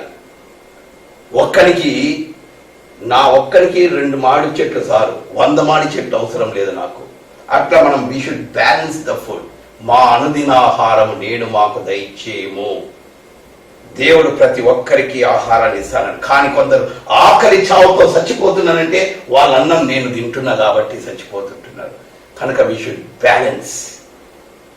మన పాపాలను మనం క్షమించుకోవాలి. అందుకే అన్నం ప్లేట్లో కూర్చొని తినేటప్పుడు అన్నం కలుపుకొని ఏమని ప్రార్థన చేయాలంటే, చాలా మంది ప్రభువా నాకు మంచి ఆహారం ఇచ్చినావు, వండిన హస్తాలను, వాళ్ళను ఇంకా లేనోళ్ళకు కూడా ఇయ్యండి ప్రభా, మాకు ఇచ్చినావు, నీకు వందనాలు. నీదే లేనోడు ఎందుకున్నాడా? వాడన్నం నువ్వు తింటున్నావు కాబట్టి లేనోడు ఉన్నాడు. కనుక భోజనం బల్ల మీద మనం ఎట్లా ప్రార్థన, ప్రభువా ఈ ఆహారం నాదే, నా భాగమే ఉండేటట్టు చేయండి. ఒకవేళ నేను వేరే వాళ్ళ భాగం ఈ ప్లేట్లో తింటూ ఉంటే నన్ను క్షమించు ప్రభువా. లేని వారికి కూడా వాళ్ళ భాగము సంక్రమించినట్లు చేయి తండ్రి. ఇది ప్రార్థన. మా అనుదిన ఆహారం నేడు మాకు దయచేయము. నా పక్కింటోనికి, నా పక్కవానికి, పొరుగువానికి భోజనము లేదంటే వాని భోజనము ఈ సృష్టిని పాడు చేసో, లేకపోతే నా బుద్ధి వలననో నా స్వార్థం వలననో నేను తింటున్నాను కాబట్టి దీనిని నేను నాశనం చేస్తుంటున్నాను. అందుకే మనము ఒక ట్రాన్సిషన్ లెక్క రావాలండి. కొత్త నిబంధనలకు వచ్చే లోపల ఈ సంఘ పాఠ్య భాగంలో, నేటి పాఠ్య భాగాలలో సంఘ యుగంలో we have to come to one transition. ఏందా ట్రాన్సిషన్ అంటే,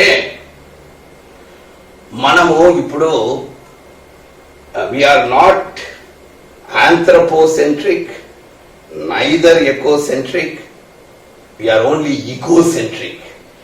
నా కేంద్రత్వమే ఉంది కానీ సృష్టి ముందు కేంద్రం అన్నిటికీ అనేది లేదు, మనుష్య కేంద్రం కూడా లేదు. ఆల్సో కానీ బైబిల్ అంతా ఆంథ్రోపోసెంట్రిక్ ఏంటి, మనుష్య ప్రాధాన్యతతోటి బైబిల్ రాయబడింది. అందుకే చరిత్ర ఇవి దీంట్లో దొరకవు. అందుకే ఎకో బైబిల్ అని, gospel, green parables, green Bible, green earth, ఇటువంటి ప్రోగ్రామ్స్ అన్ని సినాడ్లో మనం చేసినాం. తర్వాత ఎన్నో పుస్తకాలు రాసినారు. మరి నేను కూడా ఆ ప్రతి పుస్తకంలో నా ఆర్టికల్ ఉన్నాయి. ఒక పుస్తకంలో నా 2 ఆర్టికల్స్ ఉంటున్నాయి. ప్రభునందు ప్రియమైన వారులారా, ఇవన్నీ ఏంటివంటే మనము సృష్టిని కేంద్రం చేసుకోవాలి. సృష్టి కేంద్రంతో పర్యావరణం గురించి ఆలోచన చేయాలి. ఒకసారి ఒక దగ్గర చెట్లు నాటే కార్యక్రమం పెట్టినాడు ఒక మినిస్టర్. మా ఎమ్మెల్యే కూడా వచ్చినాడు. ఎమ్మెల్యే నేను మంచి ఫ్రెండ్స్ ఆడ ప్రొద్దుటూరులో. ఆయనపై సార్ ఎందుకు నాటుతా అన్నారు చెట్లు అంటే, అడుగు వాళ్ళని అన్నాడు. వాడు పిలిచి ఎందుకు నాటుతా అన్నారు చెట్లు అంటే, చెట్లు నాటితే మంచిది సార్, వర్షాలు వస్తాయి, మనకు పంటలు పండుతాయి. ఎవరికి పంటలు పండుతాయి? మనకు పంటలు పండుతాయి. కనుక కేంద్రం ఏందండి? మన కేంద్రము, మనుష్య కేంద్రము. మనకు చల్లగా ఉంటది, మనకు గాలి బాగా వస్తుంది. మనము మనుష్య కేంద్రం కాదండి, చెట్టుగా ఉండాలి, భూమిగా ఉండాలి. భూమి కొరకు నేను బ్రతకాలి, చెట్టు కొరకు నేను బ్రతకాలి, రోజా చెట్టు కొరకు నేను ఉండాలి. రోజా నా నెత్తిలోకి వచ్చేదానికి నా కొరకు రోజా కాదు. ఆలోచన చేయాలి, ఎందుకు ఈ రోజాను దేవుడు తయారు చేశాడు? దీని వాసన సృష్టిని ఏం చేస్తుంది? ఎన్ని తేనె తీగలండి. అందుకే నేను పూలదండలు కూడా వేయడం మానేసిన, ఎవరికి వేయను కూడా. నేను ఒకసారి బిషప్ తండ్రి గారు, బిడి ప్రసాద్ తండ్రి గారు కూడా మా ఊరికి వచ్చి నేను దండ వేయలే, నేను వేయించుకోను దండ. ఎందుకంటే ఈ దండలో ఏముంటదండి? పూలు పీకుతాం. ఈ పువ్వు పీకితే ఎవరికండి నష్టం? తేనెటీగకు నష్టం. తేనెటీగ వచ్చి వాలి దీంట్లో తేనెను తీసుకొని పొయ్యి పెడితే తేనె తీగలన్నీ బ్రతుకుతాయి.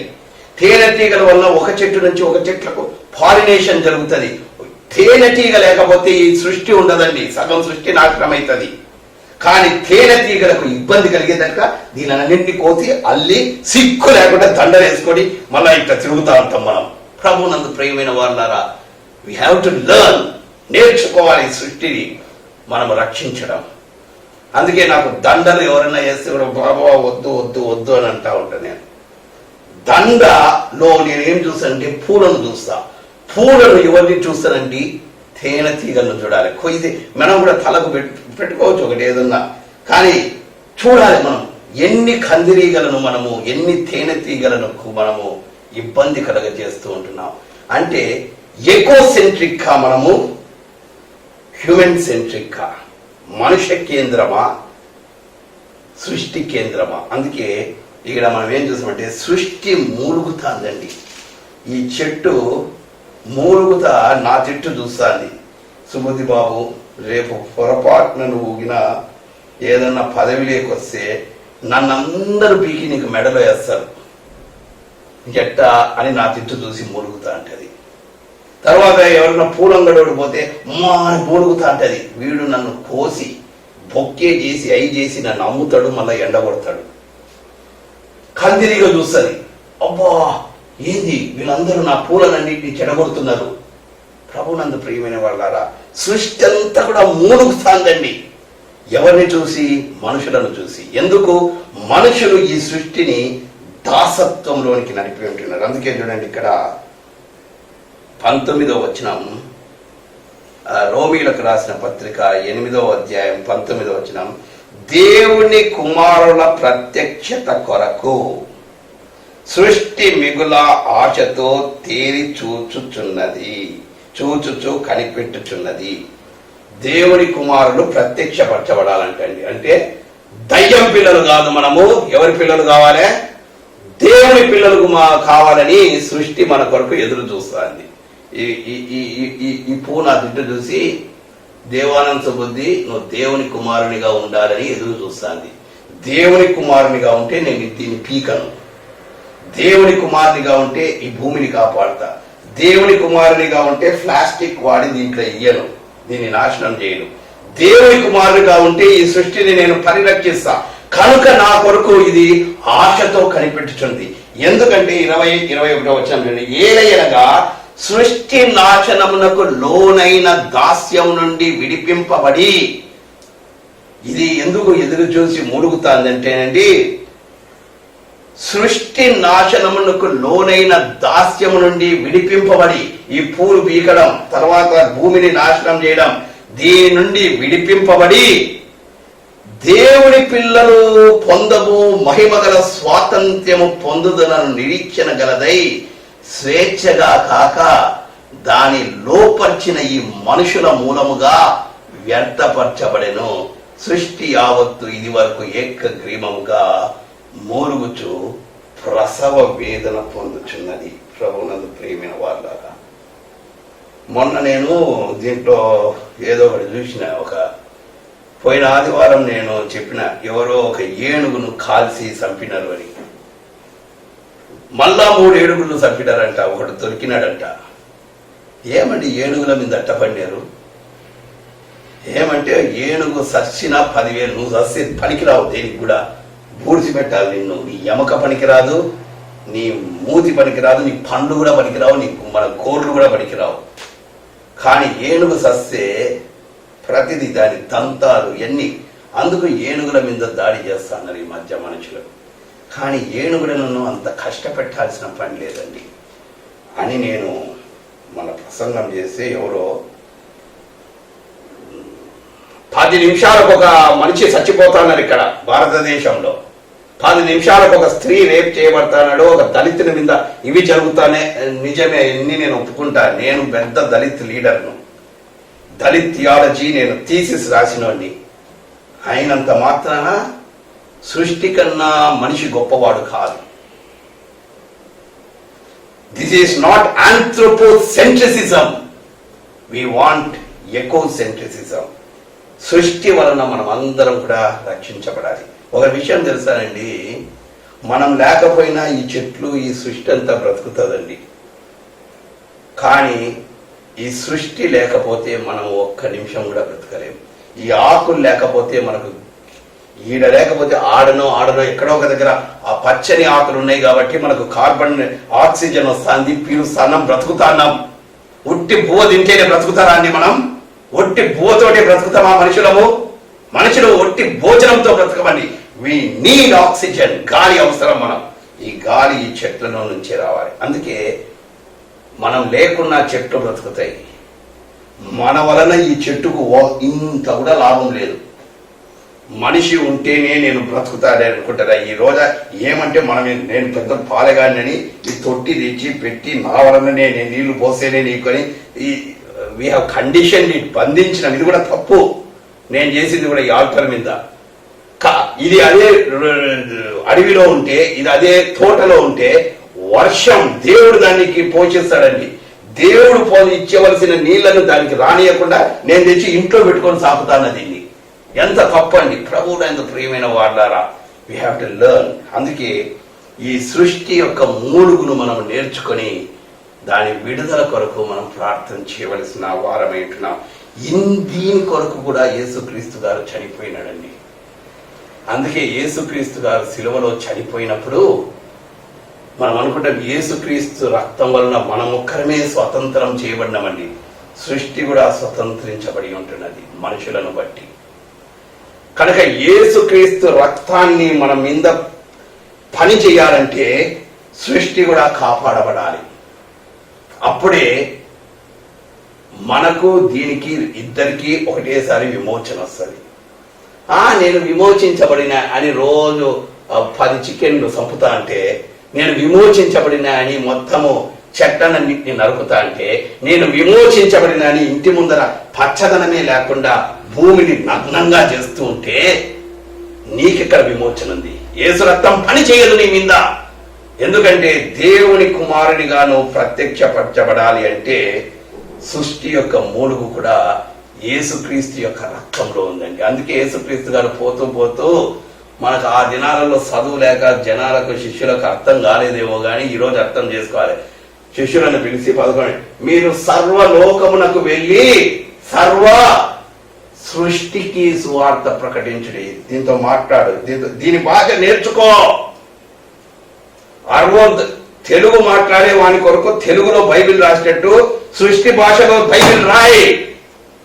దీనికి ఒక భాష ఉంది, రోజా పువ్వుకు ఒక భాష ఉంది, కుక్కకు ఒక భాష ఉంది, బౌ భాష, ఏనుగుకు ఒక భాష ఉంది, గ్రంట్ చేసే భాష. ప్రతి చెట్టుకు, ప్రతి సృష్టిలో ప్రతి దానికి ఆకాశములు దేవుని మహిమను వివరించుచున్నవి, అంతరిక్షములు దేవుని యొక్క పనిని తెలియజేస్తూ ఉంటున్నవి. పగటికి పగలు ప్రతి దినము అవి మాట్లాడుతున్నాయి. దాని భాష నీకు తెలియదేమో. నీకు కొరియా భాష రాదు, దీని భాష రాదంతే. నేర్చుకో దీని భాష. చెట్టులాగా నువ్వు అనుకో, అప్పుడు నీకు ఆ భాష వస్తుంది. నేనే ఒక చెట్టు అనుకుంటే నీకు చెట్టు భాష వస్తుంది. నేనే ఒక కొరియా వాడిని అనుకుంటే కొరియా భాష వస్తుంది. నేనే ఒక హిందీ వాడిని అనుకుంటే నాకు హిందీ భాష వస్తుంది.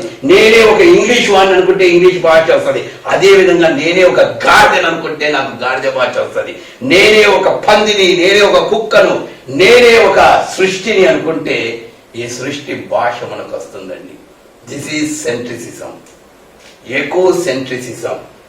సో ఈ రీతిగా యేసుక్రీస్తు యొక్క రక్తము అప్పుడు మన మీద ప్రోక్షించబడి దేవుని కుమారుడు అనే ప్రత్యక్షత మనలోకి నుంచి బయటికి వచ్చినప్పుడు మనము ఈ సృష్టి మొత్తం కూడా రక్షణ పొందుతాం. అంతవరకు యేసుక్రీస్తు వాడండి.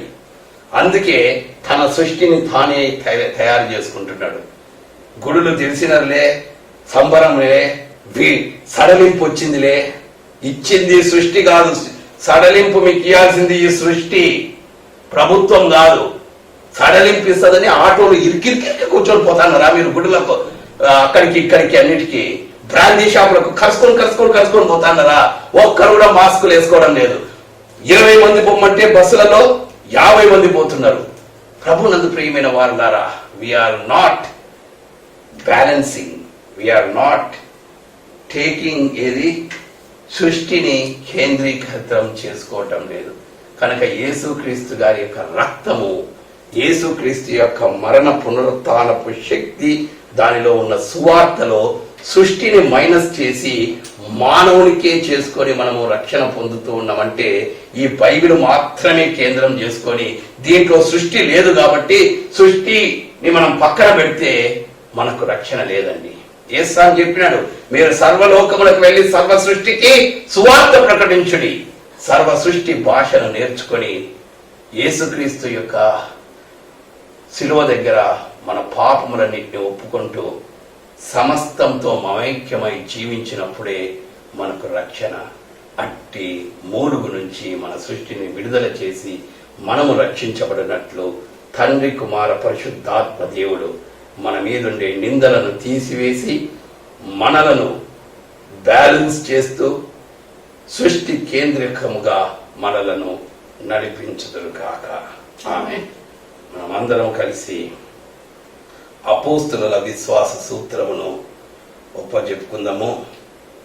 24వ పుటలో ఉంటున్న అపోస్తుల విశ్వాస సూత్రము. పరలోక భూలోకముల సృష్టికర్తయగు సర్వశక్తి గల తండ్రి అయిన దేవుని నేను నమ్ముచున్నాను. ఆయన ద్వితీయ కుమారుడును మన ప్రభువైన యేసుక్రీస్తును నమ్ముచున్నాను. ఆయన పరిశుద్ధాత్మ వలన కన్యకు మరియ గర్భమున ధరింపబడి ఆమె పుట్టెను. పొంతి పిలాతు కాలమందు బాధపడి సిలువ వేయబడి చనిపోయి పాతిపెట్టబడి అదృశ్య లోకంలోనికి దిగెను. 3వ దినమున చనిపోయిన వారిలో నుండి తిరిగి లేచి పరలోకమునకు ఎక్కి సర్వశక్తి గల తండ్రి అయిన దేవుని కుడి చేతి వైపున కూర్చుండి ఉన్నారు. సజీవులకు మృతులకు తీర్పు తీర్చుటకు అక్కడ నుండి ఆయన వచ్చును. పరిశుద్ధాత్మను నమ్ముచున్నాను. పరిశుద్ధ సార్వత్రిక సంఘమును, పరిశుద్ధుల సహవాసమును, పాప క్షమాపణను, శరీర పునరుత్థానమును, నిత్య జీవమును నమ్ముచున్నాను. ఆమేన్. ప్రభునందు ప్రియమైన వారులారా, 8వ తారీఖు నుండి మరి అందరూ గుడులు తెరుచుకోవచ్చు అని మరి ప్రభుత్వము సడలించి ఉంటున్నది. కానీ ఈ ప్రభుత్వ సడలింపులో ఎన్నో ఆంక్షలు ఉంటున్నాయి. 65 సంవత్సరాల పైబడిన వారు, 60 సంవత్సరాల పైబడిన వారు, తర్వాత 10 సంవత్సరాల లోపు ఉంటున్న పిల్లలు, తర్వాత అనారోగ్యంతో ఉండేవారు, గర్భిణీ స్త్రీలు, వీళ్ళందరూ గుడికి రాకూడదు. మరి గుడినంతటిని కూడా మనం పూర్తిగా స్టెరిలైజ్ చేయాలి మొత్తం అంతా. తర్వాత కెమికల్స్ వేసి మొత్తం బెంచీలు గించీలు అన్నిటిని కడగాలి. తర్వాత గుడికి వచ్చే లోపల ఇట్లా చూస్తే ఇట్లా 6 అడుగులకు అవతల ఒక మనిషి ఉండాలి, ఇట్లా 6 అడుగులకు అవతల ఒక మనిషి ఉండాలి, నా ముందర 6 అడుగుల అవతల ఒక మనిషి ఉండాలి, వెనక్కి కూడా 6 అడుగుల మనిషి ఉండాలి. ఈడ పక్కన 6 అడుగులు, మళ్ళీ వెనక బెంచ్లో పక్కనే కూర్చోవచ్చు. మొత్తం 6 అడుగుల రేడియస్ లో మరి దూరమైన పాటించాలి. తర్వాత పాటలు పాడకూడదు. అందరూ కలిసి ఈషో దాని పాట పాడినామంటే ఒకరి గాలి ఒకరికి. ఎందుకంటే మనం ఇమ్యూనిటీ పోగొట్టుకున్నాం. ఇప్పుడే చెప్పినా కదా, ఈ చెట్ల గాలి లేక ఇమ్యూనిటీ పోగొట్టుకున్నాం మనం ఈ సృష్టిలో. తర్వాత ఈ ముసలి వారిని ఎందుకు రావద్దన్నారంటే, చాలా నేను కొందరు డాక్టర్లని అడిగిన, కరోనా పేషెంట్ అంటండి ఇట్లా పండబెట్టి 2 గంటలకు ఒకసారి వాళ్ళు వెంటిలేటర్లో పడితే ఇట్లా బోర్లో పెట్టాలి, మళ్ళీ ఇట్లా పెట్టాలి, మళ్ళీ ఇట్లా పెట్టాలి. ఎందుకంటే శ్వాస బాగా వచ్చేటట్టుగా వెంటిలేటర్లు పెట్టినా కూడా అప్పుడప్పుడు ఇట్లా తిప్పుతా ఉండాలి. ముసలి వాళ్ళను అట్లా తిప్పడం కొంచెం కష్టమవుతుంది. ఒకవేళ వాళ్ళకు సోకిందంటే వాళ్ళలో పెట్టిన పైపు ఇంకా జీవితాంతం అట్టనే ఉండాల్సి వస్తుందంట. కనుక చాలా సమస్యలు ఉన్నాయి. అందుకే మన అధ్యక్ష మండలాలు కొన్ని ఏం చేసి అంటే, మెదక్ అధ్యక్ష మండలము లేదు 30వ తారీఖు వరకు గుడులు జరుపుకోవద్దండి, లాక్డౌన్ కంటిన్యూ చేయండి అని లెటర్ రాశారు. వేలూరు డయాసిస్, నేను మొన్న వేలూరుకి వచ్చి వేలూరు నుంచి వస్తాం అనుకున్నాను, కానీ వేలూరు డయాసిస్ లో కూడా మరి బిషప్ నిత్యానంద శర్మ తండ్రి గారు మరి వాళ్ళు కూడా లెటర్ రాసేసారు, మొత్తం జరుపుకోవద్దు. కృష్ణా గోదావరి బిషప్ కూడా రాశారు. మరి మన అధ్యక్ష మండలంలో ఏం చేశారంటే, రెడ్ జోన్లలో ఉన్నవి, తర్వాత మరీ కిక్కిరిసి ఇబ్బందిగా ఉంటున్న గుడులు దయచేసి జరుపుకోవద్దండి. మరి లేదు మొండిగా జరుపుకోవాలనుకునే వాళ్ళు ఎవరన్నా ఉంటే ఈ నిబంధనలన్నింటినీ పాటిస్తూ జరుపుకోండి అని అన్నారు. ఇంకా మన చేతిలో నేను 65 వందలను తీసేసి ఇంకా గుడిలో ఎవరు ఉంటారండి, ఎవరు రారు సరిగ్గా. అంటే వస్తారు, రారని కాదు, కానీ మరి కొదువ. అందుకే నేనేం చెప్పినానంటే, మీరు గుడికి రాండి, ఆరాధన క్రమాలు మీ దగ్గర ఉన్నాయి, చదువుకోండి. నేను ఇక్కడి నుంచి ఆరాధన చేస్తుంటా, ఈ ఆరాధన వినండి. విన్న తర్వాత ఆల్టర్ దగ్గర కానుక సంచులు ఉంటాయండి. నిజంగా దేవుడు మన విశ్వాసం, ఈ ఈకో జస్టిస్ ఇదంతట్లో కూడా అహం పోగొట్టుకోవాలి. డబ్బులు అనేది మన అహాన్ని పోగొడుతుంది. దేవునికి డబ్బులు లేక కాదండి, దేవునికి సమర్పించడం మనం నేర్చుకోవాలి. వీడియోలో చూస్తున్నారు, మీరు సమర్పించడం నేర్చుకోవాలండి. సమర్పించడం, దేవునికి సమర్పించాలి, అర్పించాలి. అందుకే అక్కడ 2 కానుక సంచులు ఉంటాయండి, ఈరోజు ఉంటేవి అక్కడ. కనుక మీరు ఇంట్లో ఆరాధన అయిపోతున్నాయి, ఇంట్లో ఉండే వాళ్ళందరి కానుక పోగు చేసి తీసుకొని పోయి ఆ గుడిలో ఉన్న కానుక సంచిలో మీ కానుకను వేయవలసిందిగా కోరుకుంటున్నాను. ఎందుకంటే ఈ సాంప్రదాయం కానుక వేయడం అనేది తృప్తి. నాకు కూడా చాలా గిల్టీ, ఏది బా కానుక వేయలేకపోతున్నాయి. మా వాళ్ళు నాకు ఇస్తారులేండి, నాకు ఇస్తే వాళ్ళకు తృప్తి చెల్లింది, కానీ నేను కూడా ఇవ్వాలి కదా కానుక. అందుకే కానుక అనేది మనము మరి దేవునికి సమర్పించాలి. కనుక మరి గుడిలో ఆ 2 కానుక సంచులు ఉంటవి. కనుక దయచేసి మీరు గుడికి వెళ్ళినప్పుడు 6 అడుగుల దూరాన్ని పాటిస్తూ, ఆ బయట శానిటైజర్స్ ఉంటవి, వాటన్నిటితో మీ చేతులను కాళ్ళను శుభ్రంగా చూసుకుంటూ, ఒకవేళ మీకు జ్వరము దగ్గు ఏమన్నంటే మీరు ఎవరికన్నా ఇవ్వండి కానుక, అది కూడా తీసిపోయండి. ఈరోజు కానుక ద్వారా కూడా, డబ్బుల ద్వారా కూడా కరోనా బాగా స్ప్రెడ్ అవుతుంది. నాకు ఎవరో వీడియో పంపించినారు. పాపం అందుకు ఆ చిల్లర ద్వారా కూడా ఎక్కువ స్ప్రెడ్ అవుతుంది. అంటే చిల్లర అయ్యాక నీ నోట్లు వేయండి అని నేను చెప్పడం లేదు, కానీ మీకు దేవుడు ఏమి తోచితే మిమ్మల్ని ఆశీర్వదించినంతగా మీరు దేవునికి సమర్పించవచ్చు. కనుక అవి కూడా కొంచెం బాగా శానిటైజర్ వేసి నోట్లను కడగొద్దండి, ఎందుకంటే ఇవి చెడిపోతాయి. అందుకు బట్ డెటాయిల్ మీరు చేతికి తడుపుకొని వాటి తర్వాత కానుకను తీసుకొని పోయి అందులో వేయండి. తర్వాత ఎంచేటప్పుడు కూడా మరి ట్రెజరర్ గారు మరి వీరందరూ అక్కడ సహాయం చేసేవాళ్ళు దయచేసి మరి జాగ్రత్తగా ఎంచండి. మీ చేతులన్నింటినీ బాగా కడుక్కొని వీలైతే గ్లౌస్లు వేసుకొని వాటిని ఎంచవలసిందిగా కోరుకుంటున్నాను. ఎందుకంటే మనుషులు నిజంగా ఇమ్యూనిటీ కోల్పోయినారు. మీరు అది మీకు అర్థం కావడం లేదు. చాలా మందికి పుంగనూరులక మన ఆంధ్రప్రదేశ్లో నేను అనుకుంటాను చాలా మందికి అర్థం కావడం లేదు. నేను ఫోన్లలో వింటున్నా, ప్రతిరోజు నేను చాలా మందితో మాట్లాడుతున్నా. ఆటోలలో కిక్కిరిచి తిరుగుతున్నారంట. మన చర్చ్ ముందర కూడా అందరూ మాస్కులు వేసుకోకుండా అమ్ముతున్నారంట. తర్వాత మనోళ్ళు కూడా అక్కడనే కొనుక్కొని తింటున్నారు. వచ్చి గుడి దగ్గర కూడా దగ్గరగా కూర్చుంటున్నారు. 6 అడుగులు డిస్టెన్స్లు పాటించడం లేదు. దయచేసి ఇవన్నీ గమనించండి. ఈ రోజు ఇప్పుడు ముళ్ళు ఇట్లా పుచ్చుకునేదనుకో ఇప్పుడే రక్తం వస్తుంది, కానీ కరోనా అట్లా కాదు. ఈ రోజు నేను ఎవరన్నా కరోనా పేషెంట్ తాకితే 2 నెలల తర్వాత నాకు అది బయటపడచ్చు, 3 నెలల తర్వాత బయటపడచ్చు, 14 దినాల తర్వాత నుంచి ఆ రోగం నా లోపల పనిచేయడం ప్రారంభమవుతుంది. నేను నిజంగా మేము భయం లేదు. అవును, ఏం పాటిస్తే భయం లేదు? నిర్బంధము, ఈ సూచనలన్నీ పాటిస్తే భయపడాల్సి. సూచనలు పాటించకుండా అంటించుకుంటే ఇంకొకరికి నువ్వు అంటిస్తే ఇంకా భయపడకుండా భయం లేదు. ఏది బాపట్ట చెప్తాడు, భయపెట్టకూడదు అంటే ఎట్లా భయపెట్టకూడదు అంటే చెప్పండి. కనుక దయచేసి నేను మరొకసారి మీ అందరికీ చేతులు మొక్కి చెప్తున్నాను. ఆనందరావు బాబు గారు సెక్రటరీ గారు కూడా ఒక జాబ్ రాసినాడు.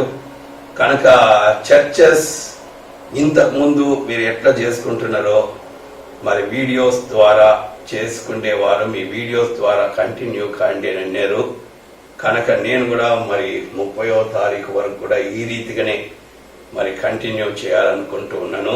ఒకవేళ మధ్యలో ఏదన్నా సడలింపు దొరికితే నేను రాగలిగితే వచ్చినా కూడా నేను వీడియో ద్వారానే చేస్తాను. అక్కడనే పుంగనూరులో ఏమంటే ఇప్పుడు ఇదంతా ఉండదు, క్యాసెట్ చేసుకుంటా. తర్వాత ఈరోజు నేను నల్లటై ఎందుకు కట్టుకున్నానంటే సృష్టి స్ట్రైక్ చేస్తాను, మూలుగుతా. కనుక సృష్టితో నేను ఏకీభవించి మరి ఈ యొక్క నల్లటై కట్టుకుని ఉంటున్నానని నేను అనుకున్నా. కనుక మనం కూడా సృష్టితో ఏకీభవించి మన యొక్క ఊరిని మనం కాపాడుకునేదానికి ప్రయత్నం చేస్తాం. అట్టి కృప తండ్రి, కుమార, పరిశుద్ధాత్మ దేవుడు మనందరికీ దయచేదురు కాక. ఆమేన్. మనం అందరం కలిసి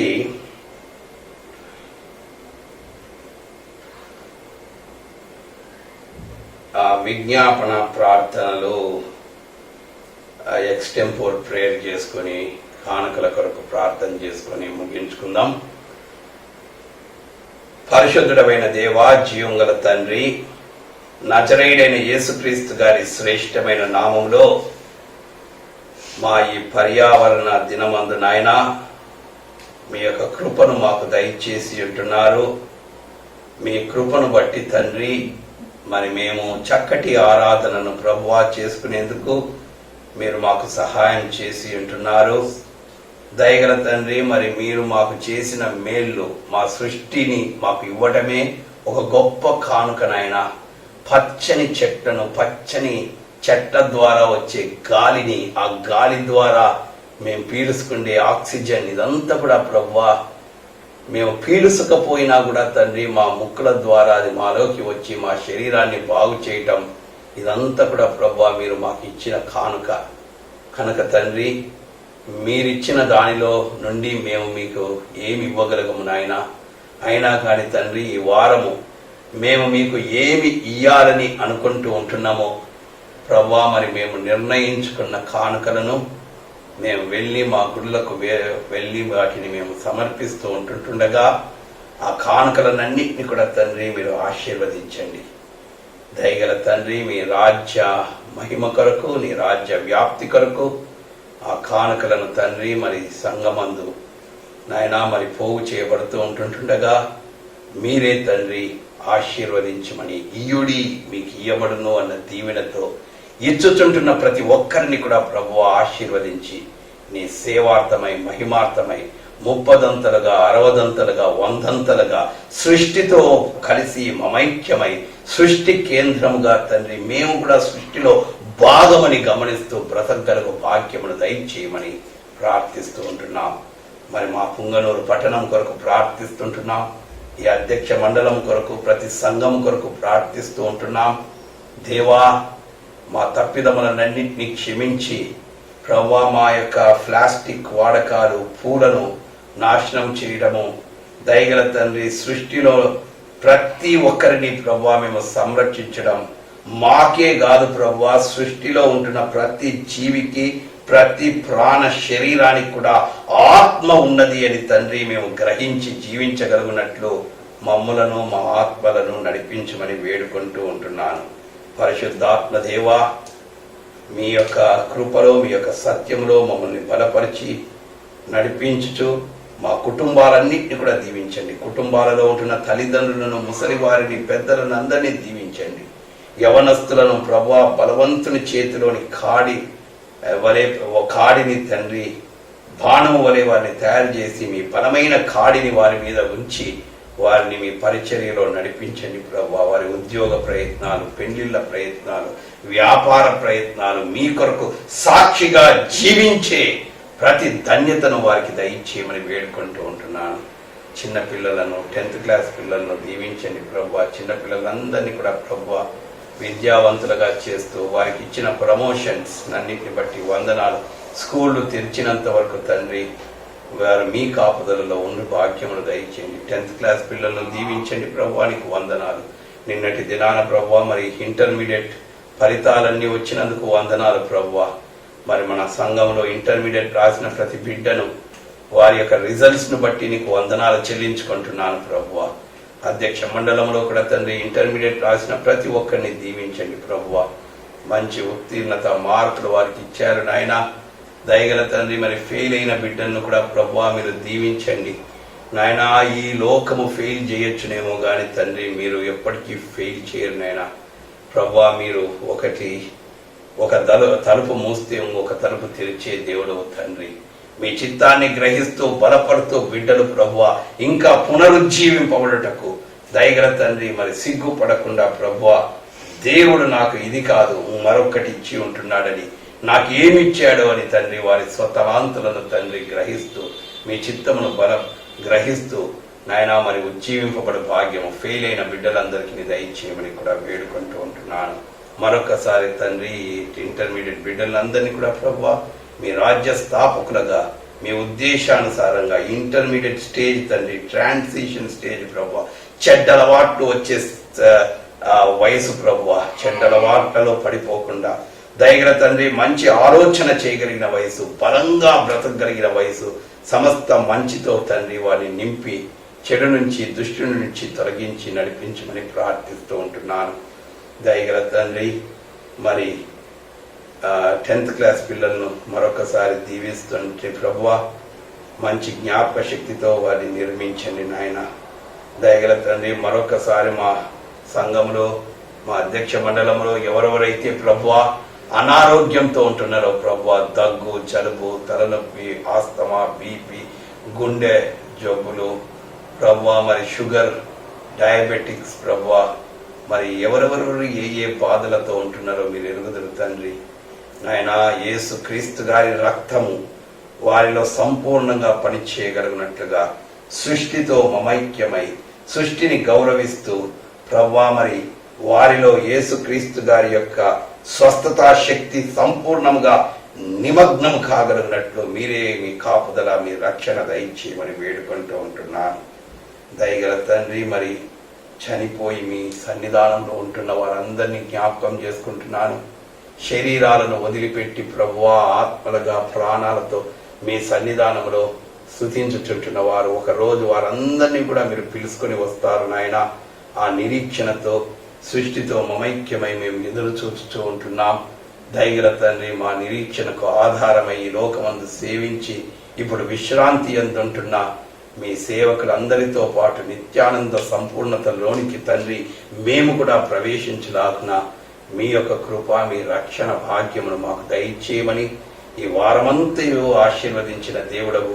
ఈ క్రొత్త వారములో మా ఉద్యోగాలలో, మా వ్యాపారములలో, మా వ్యవహారములలో, మా పొలం పనులలో, మా కోర్టు పనిలో, మా యొక్క ఎలక్ట్రిక్ పనులలో ప్రభువా, మా యొక్క పోలీస్ పనులలో, మా యొక్క హాస్పిటల్ పనులలో, మా యొక్క స్కూళ్ళల్లో, మా యొక్క అంగడులలో, మా యొక్క వ్యాపారంలో, పొలం పనిలో, మా యొక్క కూలి పనులో, మా యొక్క మేస్త్రి పనిలో, ప్రతి వ్యవహారంలో, మా చదువులో, మా యొక్క హోంవర్క్లలో, మా ప్రయత్నములన్నింటిలో కూడా తండ్రి మీరు మాకు తోడుగా ఉండి ఈ వారపు ఆశీర్వాదములతో బలపరిచి నడిపించమని మా ప్రభు అయిన యేసుక్రీస్తు గారి ద్వారా వేడుకొనుచున్నాము తండ్రి. ఆమేన్. పరలోకమందున్న మా తండ్రి, నీ నామం పరిశుద్ధపరచబడును గాక, నీ రాజ్యం వచ్చును గాక, నీ చిత్తం పరలోకమందు నెరవేర్చున్నట్టు భూమి యందు నెరవేర్చబడును గాక. మా అనుదిన ఆహారం నేడు మాకు దయచేయము. మళ్ళీ అపరాధంలో చేసిన వారిని మేము క్షమించిన ప్రకారం మా అపరాధం క్షమించము. మమ్మల్ని చోదరునికి ఏకాదశుడి తప్పించము. రాజ్యము, శక్తియు, మహిమయు నిరంతరం నీవే స్వామి. ఆమేన్.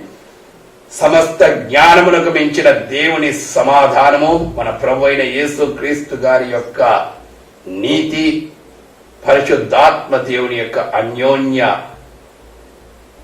నిత్య సహవాసము ఇప్పుడు ఎల్లప్పుడూ సదాకాలము మనందరికీ, దేవుని బిడ్డలకును, దేవుని సాక్షులకును, సర్వ సృష్టికి తోడై ఉండునుగాక. ఆమేన్. మనమందరం కలిసి ఆంధ్ర క్రైస్తవ కీర్తన పుస్తకములో నుండి చివరి పాట 611వ పాట పాడుచు మన యొక్క ఆరాధనను క్రోడీకరించుకుందాము. మహిమనోపు జనక నీకు, మహిత సుతునకు, మహిమగనుగు శుద్ధాత్మకును, మహాయుగములు. మహిమనోపు జనక నీకు, మహిత సుతునకు, లోక సృష్టి మునుపు నిన్ను నాకసేనలు ప్రాకటంబుగాను తించే ప్రజ్ఞమీరగా. మహిమనోపు జనక నీకు, మహిత సుతునకు, సకల సృష్టి వలన దేవ సకల యుగముల, సకల మహిమ కలుగు నీకు సకల కాలము. మహిమనోపు జనక నీకు, మహిత సుతునకు, మహిమ కలుగు శుద్ధాత్మకును,